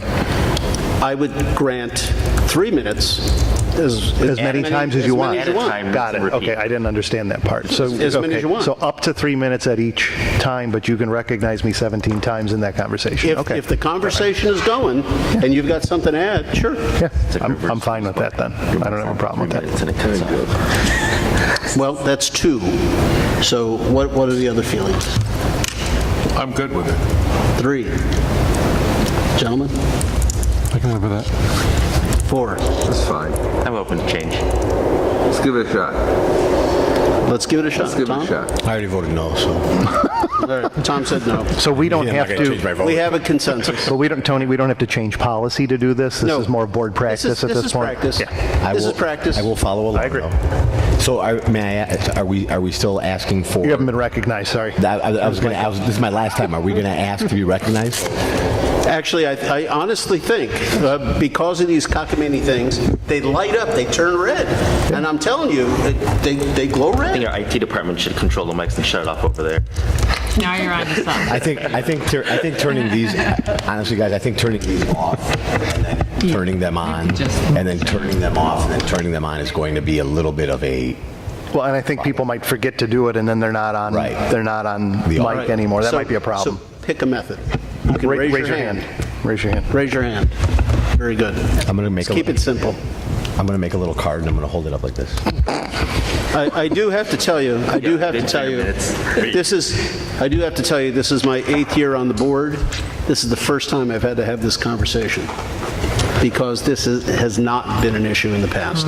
That's the first time for Talking about, I've been on this board for 4 years and it's been like this for 4 A years. year and a half. It's not quite been like this. So The only difference is we're allowing. The only difference is we're allowing them to speak, which is adding time. Can you move to adjourn? I make a motion to close. Yeah. Fred made the motion to close. Second. We take a voice vote. Yes. Eastman. Yes. Yes. Yes. No. Yes. Yes. Yes. President MVP.